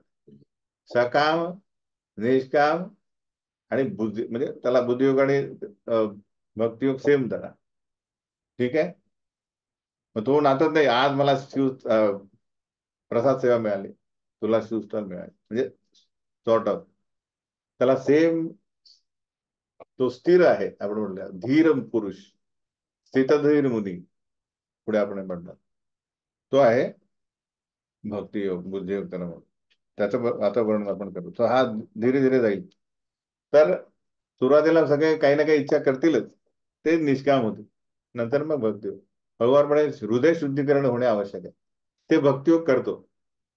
श्रीकृष्णांच्या संपर्कात आले की तो हळूवारपणे उन्नत होईल. तर याच्यात फायदा काय? नेहाभि कर्मणाश्वस्ती प्रत्यवायन विद्यते स्वल्पमप्यस्य धर्मस्य त्रायते महत्वभय.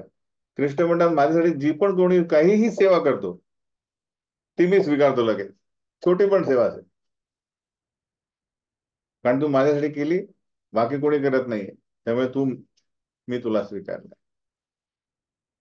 बाकी भौतिक कार्यामध्ये आपल्याला काय करावं लागेल? कुठले कार्य पूर्ण 100% करावं लागेल, तेव्हा कुठे ते पूर्ण होईल आणि त्याचा फळ मिळेल. पण भक्तियोगामध्ये तुम्ही किती करा, 1%, 2% करून नाही केलं, सपोज त्याने भक्ती सोडली, तरी पण परत आला तर त्याचे 2% सुरू होईल, अरे आम्ही वापस हे चालू करू. असं नाही. इनफॅक्ट हे शरीर सुटलं, दुसरं शरीर मिळालं, तरी पहिल्या शरीरात केलेली भक्ती शाश्वत आहे, तिथून सुरुवात होईल. तर हे आहे भक्तियोगाचं काय, एक मेन पॉइंट, एक अट्रॅक्टिव्ह पॉइंट, आकर्षक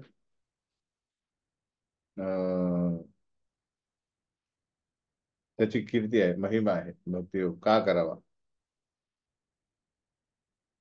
आणि भगवंत म्हणतात की मी ती 100% होईपर्यंत तू सोडणार नाही. म्हणजे भगवंतच आपल्याला वैयक्तिकरित्या बघतात की हा कुठे गेला, आज याचा भक्ती कुठेतरी भक्त संघामध्ये आणा, तू कुठे जन्माला जा, कारण हृदयातच आहे ते आपल्या, की यांनी केलेली आहे माझी सेवा, त्याला फक्त व्यवस्थित वातावरण निर्माण केलं तर हा परत चालू करेल, अशा प्रकारे. पण इतर जे कृष्ण सोडून बाकी जे पण फिलॉसॉफी आपण करतो, जे काय स्वधर्म त्यक्त्वा स्वधर्मम चरणाम्बुजम हरेर भजन अपक्व अथा पते तद्व्यधी यत्र क अभद्रम अबुद्धम किम कोवार्थ आपतो अभजताम स्वधर्मता. म्हणजे की कृष्ण प्रसन्नता सोडून आपण जे काही वैयक्तिक स्वधर्म केले, सपोज की अरे मी हे पर्टिक्युलर करतोय, हे ना, मी काय म्हणतात त्याला, अहिंसावादी आहे, सत्यवादी आहे, नीती नियम फॉलो, जे काय असेल ते आलं लक्षात. हे जे जे काही आपल्या पर्टिक्युलर फॉलोइंग शेप आहे, पण त्याचा भक्तीशी काही संबंध नाहीये. हे आपण करूनही काही फायदा होणार नाहीये मेल्यानंतर. पण हे सोडले, त्यक्त्वा स्वधर्मम चरणाम भुजम हरे, जर भगवंतांची भक्ती सुरू केली आणि आपण पतित झालो सपोज, तरी यत्र क्व अभद्रम, अभद्र काही नाही झालं, कारण जेवढं तुम्ही भक्ती केली आहे तिथून तुमची सुरुवात झाली आहे. आणि इकडे बाकी सगळं भक्ती सोडून जे काही तुम्ही 100% केलंही, तरी मृत्यू समय शून्य. येतं लक्षात. तर हा एक मेन पॉइंट आहे. म्हणून काय करावे? व्यवसायात्मिका बुद्धीर एकेह गुरुनंदन बहुशाखाई अनंताश्च बुद्धयो अव्यवसायिनाम. म्हणून उपयोगाचं काय आहे की एकदा का हा मार्ग आपल्याला सापडला की हा उन्नती मिळेपर्यंत आपण काय राहा पाहिजे, त्याला व्यवसायात्मिका पाहिजे, म्हणजे दृढ निश्चयी पाहिजे. आपली बुद्धी दृढ निश्चयी करायला हवी की जर या मार्गावर इतक्या सुविधा आहेत, तर हा मार्ग कशा प्रकारे आपण स्वीकारायला पाहिजे, किती दृढ निश्चयाने करायला पाहिजे. मग त्यालाच म्हणतात व्यवसायात्मिका बुद्धी. म्हणजे याची व्याख्या काय व्यवसायात्मिका बुद्धीची? कृष्ण भावनेद्वारे एखाद्याची जीवनाच्या परमोच्च सिद्धीप्रत उन्नती होऊ शकते फक्त भक्ती केल्याने, या विश्वासालाच व्यवसायात्मिका बुद्धी म्हणतात. हे काय म्हणलेलं आहे? कारण लोक काय करतात, अरे नाही यांची पण करायला पाहिजे पूजा, त्यांची पण, अरे हे सोडू नको ते पण करा, कारण इथे व्यवसायात्मिका नाहीये, पूर्ण कृष्ण भावना, भक्ती योगावर पूर्ण श्रद्धा नाहीये. इकडे तिकडे नाही, ते पण करायला पाहिजे, हे पण करायला पाहिजे, अरे हे काय म्हणतील, ते काय म्हणतील, हे आम्ही आमच्या वंश परंपरात करत होतो जे काय असेल. तर ही व्यवस्था, तर परमोच्च सिद्धी फक्त भक्तीने होऊ शकते, यालाच व्यवसायात्मिका बुद्धी म्हणतात. याला लागते श्रद्धा. श्रद्धेचं व्याख्या काय आहे? श्रद्धा शब्द विश्वास कहे, सुदृढ निश्चय, कृष्ण भक्ती कैले, सर्व कर्म कृत होय. झाडाचं म्हणजे झाड आहे, झाडाच्या मुळाला पाणी टाकलं म्हणजे झाडाच्या सर्व अवयवांना पाणी पुरते, याची श्रद्धा असणारा तो व्यक्ती झाडाला चा फायदा घेऊ शकतो, है की नाही? तसंच कृष्ण भक्ती केले, फक्त कृष्ण भक्ती केली की आपले सर्व कर्म कृत होय, म्हणजे बाकी सगळं केलं मी, हे जाणणे म्हणजे श्रद्धा. तर दोन इथे गोष्टी आल्या. व्याख्या कोण आहेत? व्यवसायात्मिका बुद्धी एक, आणि दुसरी श्रद्धा म्हणजे काय? हे दृढ निश्चय पाहिजे की भौतिक जगात संबंधित असणाऱ्या सर्व क्रिया आपोआप होतील जर आपण भक्तिमय कर्म केलं. याला म्हणतात श्रद्धा, दृढ विश्वास.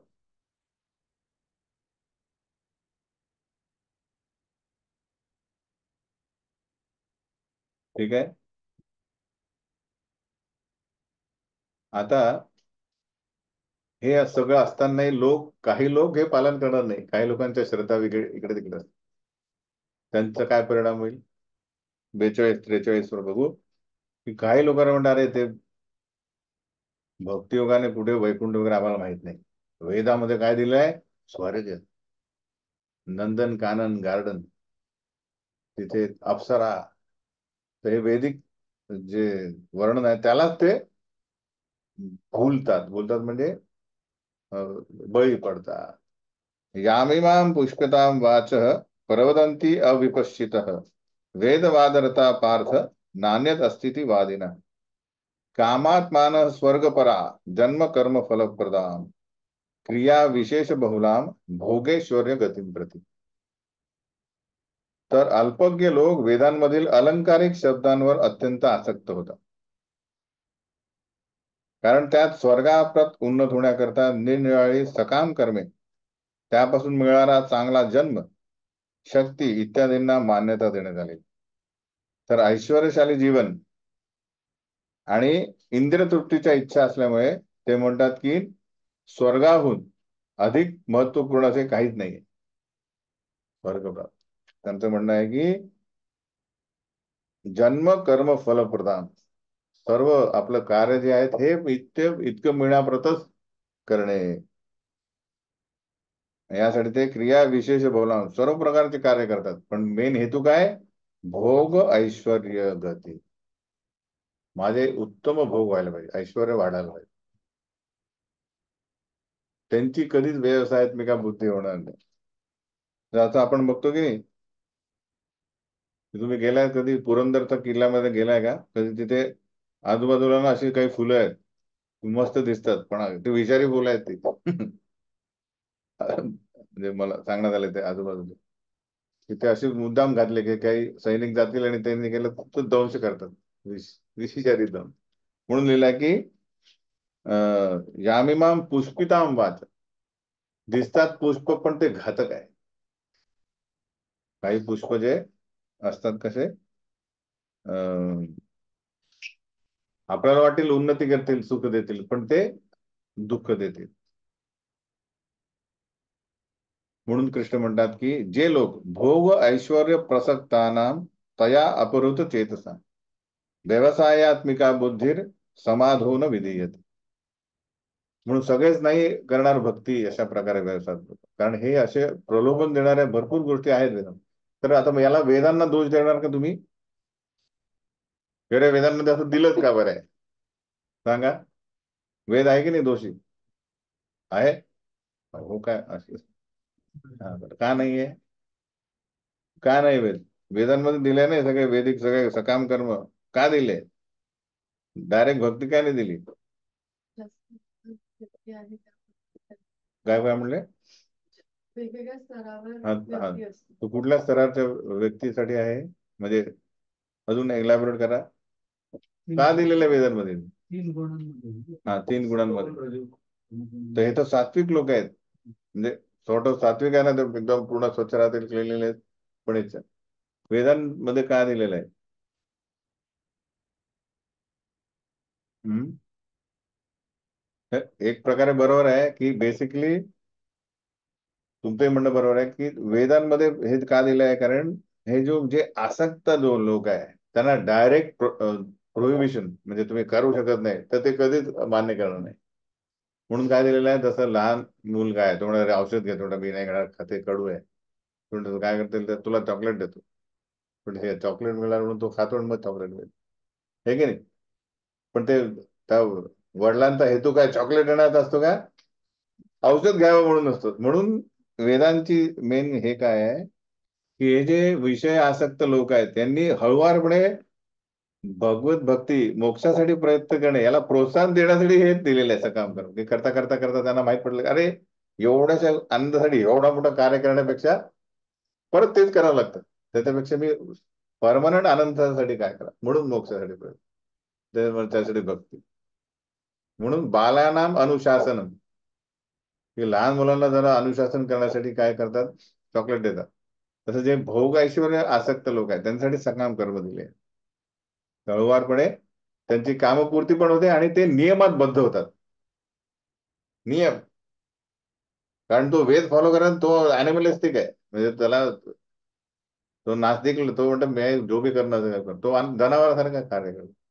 पण नियमामध्ये येणे म्हणजे मनुष्य, हळुवारपणे नियम, थोडं फुकट नियम नाही, मला काहीतरी पाहिजे पण ठीक आहे हे कार पालन करा हे मिळेल. हळुवारपणे तो नियमामध्ये, अरे अजून नियम अजून नियम, सत्वगुणात, सत्व शुद्ध शुद्ध सत्वामध्ये, अशा प्रकारे काय होईल, तो वेदांच्या पलीकडे. आता जाऊ आपण बघू की त्रैगुण्य विषया वेदा निस्त्रैगुण्यो भवार्जुना निर्द्वंद्व नित्य सत्व असतो निर्योग क्षेम आत्मा. तर वेद फॉलो फॉलो करता नंतर नेन आपल्याला काय करायचं आहे की बेसिकली मला या 3 गुणांमध्ये राहायचं नाही, शुद्ध सत्वात यायचं आहे. सत्व रजगुण, तमगुणातून रजगुणात, रजगुणातून सत्वगुणात, पण सत्वगुणानंतर शुद्ध सत्वात यायचं. कारण वेद म्हणजे 3 गुणांमध्ये येणार. इव्हन सत्वगुणामध्ये केलेले कार्यामध्ये तुम्हाला पुण्यकर्म मिळेल, पण ते पुण्यकर्मही पूर्ती करण्यासाठी शरीर मिळेलच, ते बंधनच आहे की नाही. तुम्हाला शिक्षा दिली की ठीक आहे, साखळीने, लोखंडी साखळीने बांधतो, तुझा म्हणे तुला शिक्षा आहे, तुला सोन्याच्या सगळ्यांनी बांधतो, थोडे बघा मला सोन्याने, अरे बांधलेलं तुम्हाला बांधलेलंच आहे ना, ते दोघेही बांधलेलंच आहे. त्याचप्रकारे सुख किंवा दुःख दोन्ही बंधन जे आहेत ते भौतिक जगात परत येणार आहे. म्हणून शुद्ध सत्वात जाणे, तर हळुवारपणे. म्हणून कृष्ण सांगतात की जे भोग ऐश्वर्यामध्ये आहे ते व्यवसायात्मिक बुद्धी म्हणजे कृष्ण भक्तीमध्ये समाधिस्थ होऊ शकत नाही, कारण ते आसक्त होतील इंद्रिय तृप्तीकडे आणि ऐश्वर्याकडे, व्यस्त आसक्ती, मोहग्रस्त होते. म्हणून तू काय कर, या गुणांच्या पलीकडे जा, आणि या गेल्यानंतर काय करायचं आहे, तिथे सर्व द्वंद्वातून मुक्त होणे. काय द्वंद्व आहे आपलं, अरे सुख आहे किंवा दुःख आहे, सुख आहे दुःख आहे, किंवा जय आहे पराजय आहे, किंवा लाभ आणि रक्षण, याच्या काळजीतून मुक्त हो. शुद्ध सत्वात कुठल्याच प्रकारे भौतिकतेमध्ये नाहीये, भौतिकतामध्ये आलेलं आहे, अरे मेरा लॉस हो गया, अरे मेरा बढोतरी हो गई. तर हे जाणणे आवश्यक आहे. तर हळुवारपणे जो कृष्ण भक्तीमध्ये सुखद अनुभव घेईल, आत्म्याच्या स्तरावर आनंद, त्याला भौतिक गोष्टी क्षुल्लक वाटतात. पण ज्याला तो नाही आहे, तो म्हणतो अरे ह्याचा महत्वच आहे. जसं पूर्वी चहा पिणे, कांदा लसूण, कांद्याशिवाय कधी भाजी होते का? होते का? होते की नाही? हा, आता म्हणते पूर्वी म्हणते अरे कांदा पाहिजे, तो किती पण असो, तर लोक 200 रुपये किलो नाही तरी पण पाहिजे, ते हालत नाही तरी 200 रुपयाचा कांदा घेऊन खाणार, त्याला म्हणतं असं आहे की नाही. तो तो त्याचा अनुभव गेल्यानंतर म्हणता आता कांदा फ्री पण दिला तर घेता का तुम्ही? कुठं तुम्ही घेऊन तुम्हाला पैसे दिले तरी खाल का? की घ्या हे आणि 200 रुपये म्हणून घ्या. तर सॉर्ट ऑफ काय झालेलं आता, की आपल्याला माहिती आहे की कॅबेज टाकल्यानंतरही पकोडा बनतो. आणि तो ऑफर करता यायचा. तर प्रॉब्लेम आपल्याला त्या पकोड्याची नाहीये. आपल्याला काय पाहिजे, तो कांदा ऑफरच करता येत नाही. तर तो भगवंतांना दिला नाही आपण, जो भगवंतांना संतुष्ट करत नाही तो आपण कसा खाऊ. तर हा प्रॉब्लेम आहे. तर आपल्याला फक्त कृष्ण प्रसाद पाहिजे, जो आपल्याला शुद्धीकरण करतो. तो आपला हेतू आहे. कांद्याची वैर नाही आपल्याला, ना कुठला लसणाची वैर आहे, ना चहाची वैर आहे की नाही, सॉर्ट ऑफ. तर त्या प्रकारे तो द्वंद्वातून मुक्त होईल आणि नित्य सत्व मध्ये तो स्थापित होईल. आणि मग त्याला समजेल की अरे, अरे हा मार्ग आपल्यासाठी बनवला होता, नंतर तो मार्ग सोडणे आहे. एकदा सत्वगुणात म्हणजे वैदिक मार्ग बनवलेला आहे. एकदा का तो डेस्टिनेशन आला, जसं तुम्ही निघाले इथून वृंदावनला चालले, तुमचे सीट नंबर B12 बसले, सगळे ते येतात, अरे B12 कुठे आहे, हे द्या, पण आलं मथुरा स्टेशन आलं, तुम्ही म्हणता नाही B12. अरे आता आलं मथुरा स्टेशन आलेलं आहे तुमचं आता, हे की नाही, ते सोडा ते आता, हे की नाही. तर त्याच प्रकारे यावान अर्थ उदपाने सर्वतः संप्लुतोदके तावान सर्वेषु वेदेषु ब्राह्मणस्य विजानता. की लहान विहिरीद्वारे होऊ शकणारी सर्व कार्य मोठ्या जलाशयाकडून त्वरित होऊ शकतात. तर आपल्याला त्याचे काय मिळत आहे, छोटे छोटे म्हणजे आता, म्हणजे जो तामसिक व्यक्ती आहे त्याला त्याचा आनंद वेगळा आहे, पण त्याला म्हणतो राजसिक मध्ये आला तर त्याला म्हणतो अरे उन्नती झाली. परत सत्वामध्ये आला अजून उन्नती झाली, आहे की नाही. पण शुद्ध सत्वामध्ये जे सगळं त्याला सगळ्या गोष्टी मिळतात. जो शुद्ध सत्वामध्ये आहे त्याला सर्व प्रकारचा आनंद आहे, हायर उंड. जसं एक मोठा जलाशय आहे, त्याला त्याच्या थ्रू सगळ्या विहिरीत पाणी जाते खालून, आहे की नाही. त्या विहिरीमध्ये आनंद, पाणी घ्यायचा आनंद नाही आहे इन द सेन्स छोट्या जलाशयामध्ये. जर आपल्याला एक मोठा जलाशयच मिळाला तर तो ज्ञानी मनुष्य काय होईल, त्या बाकी सगळ्या छोट्या छोट्या गोष्टींशी आपला संबंध होतो. त्याच प्रकारे ज्याला वेदांमागचा हेतू माहीत झाला, की वेदेश सर्वे अहम एव वेद्यो, की मी वेद कशासाठी निर्माण केला, हळूवारपणे आपल्याला कृष्णाकडला शरणागत व्हायचा. एकदा कृष्णाला शरणागत झाला तर हरे कृष्ण वेदाला, आहे की नाही. म्हणजे कृष्ण म्हणजे ते B12 गेली, आता हरे कृष्ण मला वृंदावन पोहोचला आहे की नाही. हे महत्वाचं आहे. तर वैदिक वाङ्मय हे जे आहे आपल्याला आत्मसाक्षात्कारासाठी म्हणजेच कृष्ण शरणागतीसाठी प्रोत्साहन देण्यासाठी केलेलं आहे, हे लक्षात ठेवा. त्यात अडकवण्यासाठी नाहीये.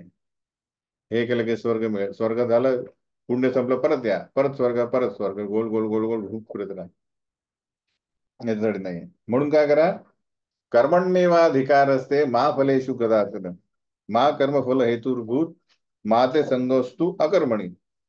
तुमच्या अधिकार काय, कर्म करा. कर्मण्येवाधिकार हा तुमचा अधिकार आहे, पण फळावर तुमचं तुमचं अधिकार नाही. आणि मा कर्मफल हेतु, तुम्ही तुमच्या कर्माच्या फळाला कारणीभूत नाहीये. तेवढा मैंने आपले खून पसीने से काम किया असं नाहीये, ते त्या दैवाने दिलेलं आहे. मेन दैव जोपर्यंत सँक्शन करत नाही तोपर्यंत काहीच मिळत नाही. अर्थात आपले कार्य पण पाहिजेत. त्याच्यामुळे मग ठीक आहे, दैवावर दे दैवा काय खाटल्यावरी काय दे, दे हरी दे खाटल्यावरी, तसं नाही.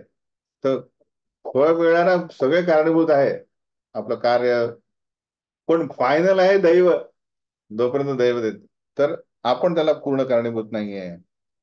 आणि तुम्ही असं समजू नका की मग ठीक आहे मग कर्मच करत नाही, कर्म न करण्यालाही आसक्त न करावं. कारण आपण कर्म अकर्म केलंय म्हणजे बेसिकली निष्कर्म नाही, म्हणजे कर्म केले नाही तर आपण पापी बनतो. तसं राहू शकणार नाही. जसं आता अर्जुन म्हणतो मी क्षत्रिय धर्म करणार नाही, तर त्याला पाप लागेल. आणि क्षत्रिय धर्म पालन करताना मृत्यू आला स्वर्ग मिळेल. तुमची कर्म केल्याने काही होणार नाही, तुम्हाला पाप लागणार न केल्याने लागेल. ठीक आहे. तर याच्यात समजा आता हे विविध प्रकारचे कर्म समजा की समजण्याचा प्रयत्न करा. तर नियत कर्म हा शब्द येतो, नियत कर्म है ना. हा, नेहमी आपले नियत कर्म करा, नियत कर्म करा.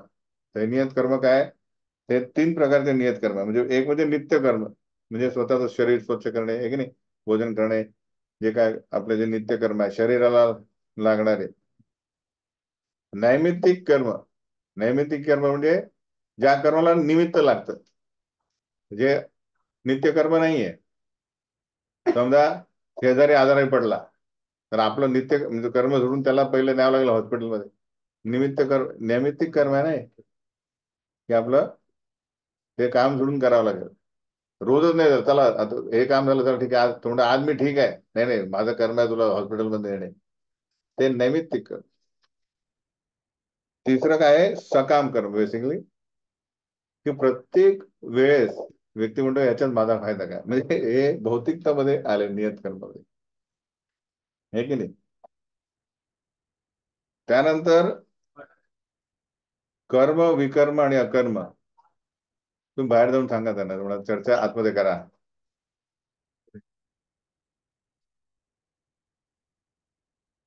तर कर्म जे आहे ते शास्त्रांच्या आदेशानुसार केलेले आपण, हे की नाही. तर आपण बघितलं वैदिक कर्म वगैरे केले तर आपल्याला काय लागेल, पुण्य मिळेल, पुण्य संचय वाढेल. शास्त्रांच्या आदेशांच्या विरुद्ध केलेले ते विकर्म असतं, त्याने पाप कर्म संचय वाढेल. पण जसं म्हटलं आपण की कर्म असो की विकर्म असो, विकर्म म्हणजे विरुद्ध, तरी बंधन राहीलच, परत शरीर मिळेल. पण फक्त श्रीकृष्णांच्या संतुष्टीसाठी जे कर्म करतो त्याला अकर्म म्हणतात, की ज्याने आपल्याला बंधन लागणार नाही. जसा एखादा पोस्टमॅन आहे, त्याने दिला, एखाद्या घरी गेला, म्हणता हे घ्या, ते म्हणतात की अरे 10,000 रुपये दंड, तुम्ही काय जे काय असेल काही नाही केलं, तर तो त्याला पकडणार आहे गळा, तू तू आणला दंड दिला, तो म्हणतात नाही मैं तो पोस्टमॅन हूं. किंवा दूसरा गेला, त्यांनी दिला 1,00,000 रुपये, आपको लॉटरी लग गया, थोड़े मेरे को 10,000 दो, मैंने दिया. नाही, म्हणजे तो त्याला कारणीभूत नाही, तो फक्त आपलं काम करतोय अकर, तो कशासाठी, गव्हर्नमेंटसाठी काम करतो, हे की नाही. अशा प्रकारे हे कर्म आहे, नित्य कर्म, नैमित्तिक कर्म, सकाम कर्म हे भौतिक कर्मामध्ये आले. तर सकाम कर्म म्हणजे बेसिकली आपल्या इच्छापूर्तीसाठी कार्य करणे, तो कर्मामध्ये आलं. विकर्म म्हणजे शास्त्राच्या विरुद्ध कर्म, ज्याने पाप लागेल, शास्त्राच्या नुसार कर्म करणे, कर्म. आणि फक्त श्रीकृष्णांच्या संतुष्टी प्रित्यर्थ, गुरूंच्या आदेशानुसार, शास्त्रांच्या आदेशानुसार पण असेल, पण त्यात माझा काही हेतू नाही, मला नको काही, फक्त काय पाहिजे, आणि कृष्ण संतुष्ट करण्यासाठी मी सेवा करतोय, त्याला अकर्म म्हणतात, ज्याने बंधन लागत. हे लिहून घ्या, ठीक आहे.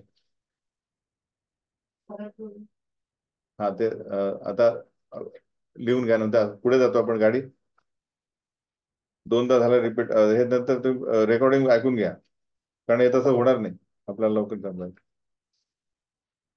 गाडी तशी करायची, ह कर्म झाले, परत एकदा, ठीक आहे. नित्य कर्म आपण म्हणतो जे स्वतः आपले रोजचे धर्म. नैमित्तिक कर्माला निमित्त लागतं, काही निमित्त लागतं, घरचा आजारी पडला त्याला नेणे, म्हणजे सगळं काम गेला, अर्धा दिवस गेला माझा त्यात, कारण निमित्त होत. दुसरे आले सकाम कर्म, तेच शास्त्रानुसार केलेले किंवा शास्त्रानुसार न केलेले. काही लोक आपलेच करतात सकाम कर्म, म्हणजे याला मदत केली की मला फायदा होईल, जे का. पण जे हे झाले आपले तुमचे नियत कर्म.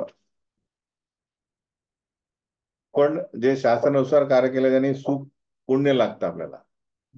वैदिक जे आपल्या तुमचे हे झाले, गृहस्थ धर्म पालन केला, जो आपला अतिथी आला त्याला हे केलं, तर तुम्हाला पुण्य मिळतं, हे की नाही.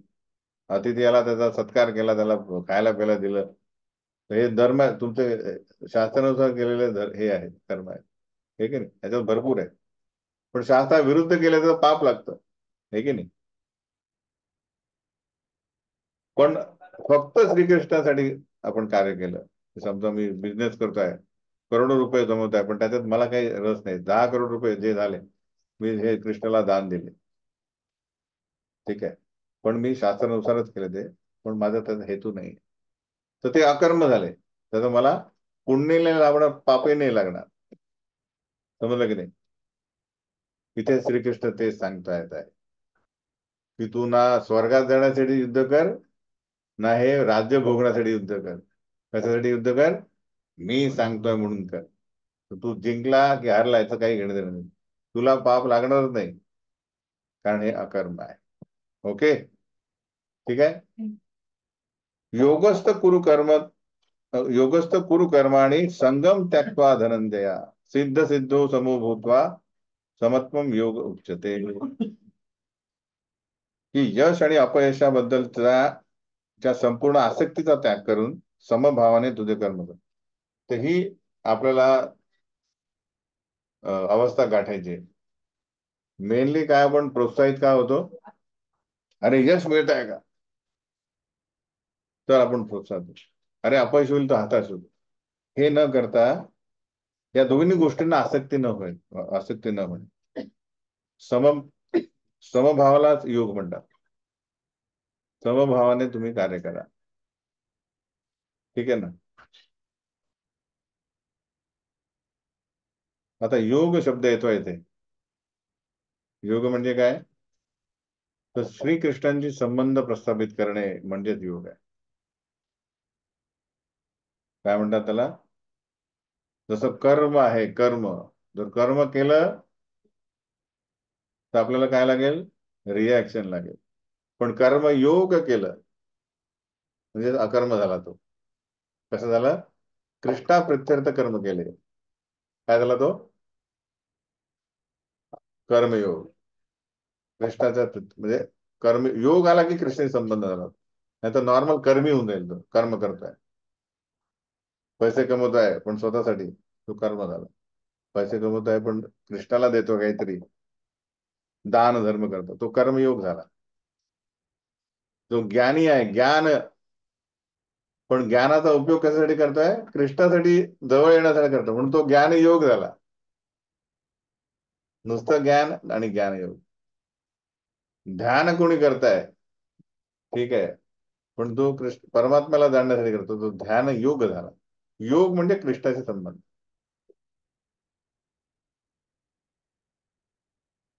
म्हणून कृष्णाच्या आज्ञेचे पालन करणे हाच वास्तविक योग आहे. एक्झॅक्टली अपोजिट ऑफ भौतिकता. भौतिकतेमध्ये काय, लोक कशासाठी करतात? स्वतः तृप्त होण्याचा प्रयत्न करतात, आहे की नाही? मेरा क्या, मेरा क्या.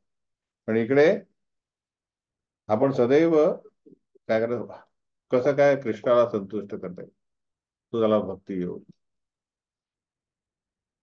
म्हणून दूरेण ही अवरम कर्म बुद्धियोगा धनंजया, बुद्धो शरणम अन्विच्छ कृपणा फल हेतवा. तर दोन प्रकारचे लोक आहे, एक कृपण आणि एक भक्त. की जे काही लोक म्हणजे इथे सांगतात की भक्तीद्वारे सर्व निंद्य कर्म जे आहे ते दूर करावे.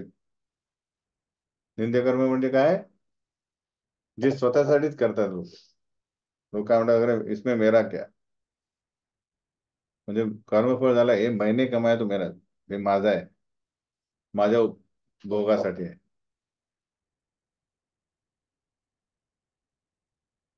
है की नाही? एक जागा आहे त्यासाठी लोक भांडत राहतात, ती जागा तिथेच राहते, भांडणारे चालले जातात. वेळ वाया घालवतात, आपले पैसा वाया घालवतात. त्याला म्हणतात कृपण. जो कृपण व्यक्ती म्हणजे जो आपल्या संपत्तीचा कसा उपयोग करावा हे जो न जाणणारा, त्याला कृपण म्हणतात.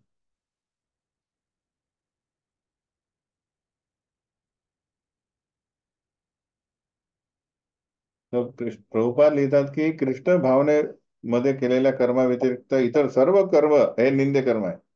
म्हणजे याचा अर्थ काय आहे? निंद्य कर्म कारण काय सांगा तरी, म्हणजे का स्वतःसाठी कर्म आहे म्हणजे निंद्य कर्म आहे? कारण काय? निंद्य असण्याचं कारण काय?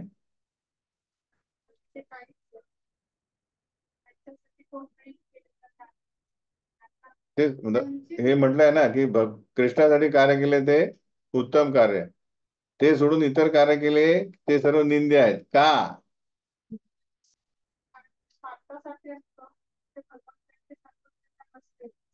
त्याच्यामध्ये 3 गुण येतात. 3 गुणे आले म्हणजे काय होतं? म्हणजे बंधनकारक होता. बंधनकारक.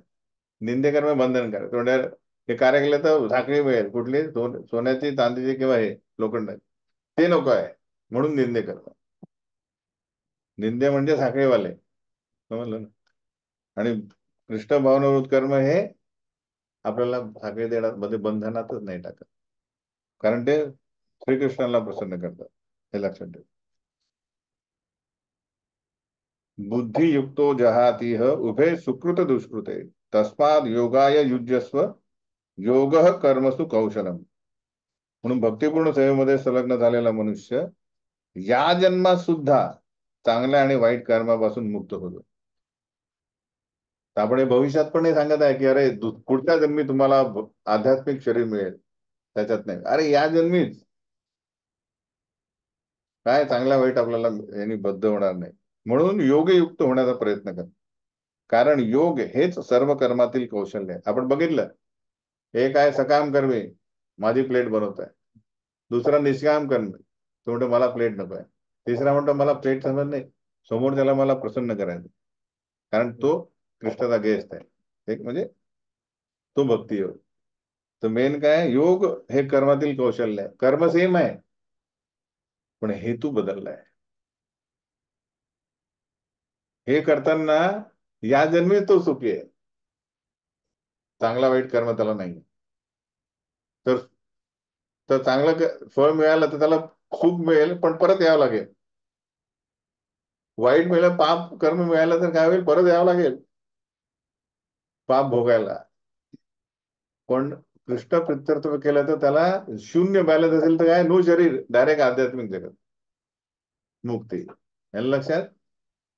तर आपल्याला भौतिक जग सोडून आध्यात्मिक जगात जाण्यासाठी आपली बॅलन्स शीट काय करावं लागेल, नील शून्य, नो पाप नो पुण्य, भौतिक ओनली आध्यात्मिक साठा, सेवा साठा, सेवा 100%. येते लक्षात. तर सुख आणि पाप याला कारणीभूत काय आहे, इच्छा, स्वतःची इच्छा. तर ती स्वतःची इच्छाच नाही देते, तर नुक दुःख नुक पाप, हे लक्षात घ्या. तर हे कौशल्य आहे, कर्मातील कौशल्य. कर्म सेम आहे. तर एक व्यक्ती सकाळी उठतो, 5 वाजता उठतो, लोकल पकडतो, 2 तास ट्रॅव्हल करतो, ऑफिसमध्ये जातो, काम करतो, परत 2 तास घरी येतो, म्हणजे जे काय आपल्या नातेवाईकांसोबत जेवतो, झोपतो, परत गोल गोल गोल फिरता येतो. पण त्याचं हे आहे की मैं कैसा महान बन सकता, जे काय असेल तेवढं. दुसरा सेम करतो, 5 वाजता उठतो, पण तो काय करतो, सकाळी उठून जपा करतो. त्याच्या चक्रामध्ये कृष्ण केंद्रबिंदू आहे. कार्य सेम आहे पण तो बद्ध होत आहे, हा आपल्या कार्याने काही होत नाही. तो भौतिकरित्या बद्ध होत नाही, कारण तो सगळं त्याच्यामध्ये कृष्ण केंद्रबिंदू आहे. जॉब, परिवार कृष्ण केंद्रबिंदू आहे. समजलं. हे कौशल्य आहे. तर आपल्याला काहीच सोडायचं नाहीये, त्याला प्युरिफाय करायचंय. संसार सोडायचा नाहीये, त्याला प्युरिफाय करायचं, म्हणजे त्याला कृष्ण भावनामृत संसार करायचा, है की नाही. कर्मजम बुद्धियुक्ता ही फलम त्यक्त्वा मनीषिणः जन्म बंधन विनिर्मुक्ता पदम गच्छन्ति अनामयम. याप्रमाणे जर भगवंतांच्या भक्तिपूर्ण सेवेमध्ये संलग्न होऊन महान ऋषी अथवा भक्तगण भौतिक जगातील कर्मफलातून मुक्त होतात. तर हे पूर्वी याला आपण असं म्हणत की आज तक ये हुआ, ऐसा होगा, ऐसा होता आ रहा है. महान ऋषी गुण पण आणि भक्तगण हे पूर्वीपासून अशा प्रकारे कार्य करून मुक्त झालेले आहेत. अशा रीतीने ते जन्म मृत्यूच्या चक्रात मुक्त होतात आणि सर्व दुःखाच्या पलीकडे शेवटी भगवंत धामाची प्राप्ती करतात, कारण बॅलन्स शीट नील आहे, शून्य आहे.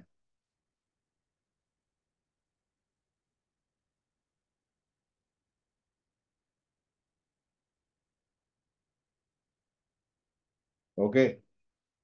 त्यात श्रीकृष्ण त्याला म्हणतात की याच्यात मध्ये अं, या बुद्धीला एक आवरण काय आहे?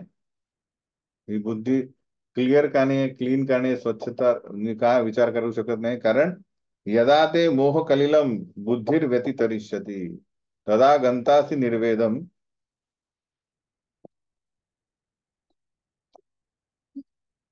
श्रोतव्यस्य श्रुतस्य च. तर कृष्ण म्हणतात की जेव्हा तुझी बुद्धी या मोहरूपी घनदाट अरण्याच्या पार होईल. तर घनदाट अरण्य काय आहे? काय आहे? कशाची आसक्ती?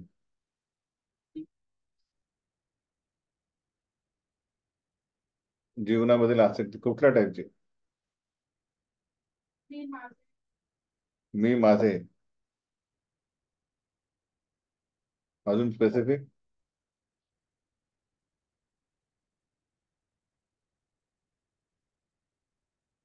आपण म्हणला निस्त्रय गुण्यो भवार्जुन, म्हटलंय की नाही?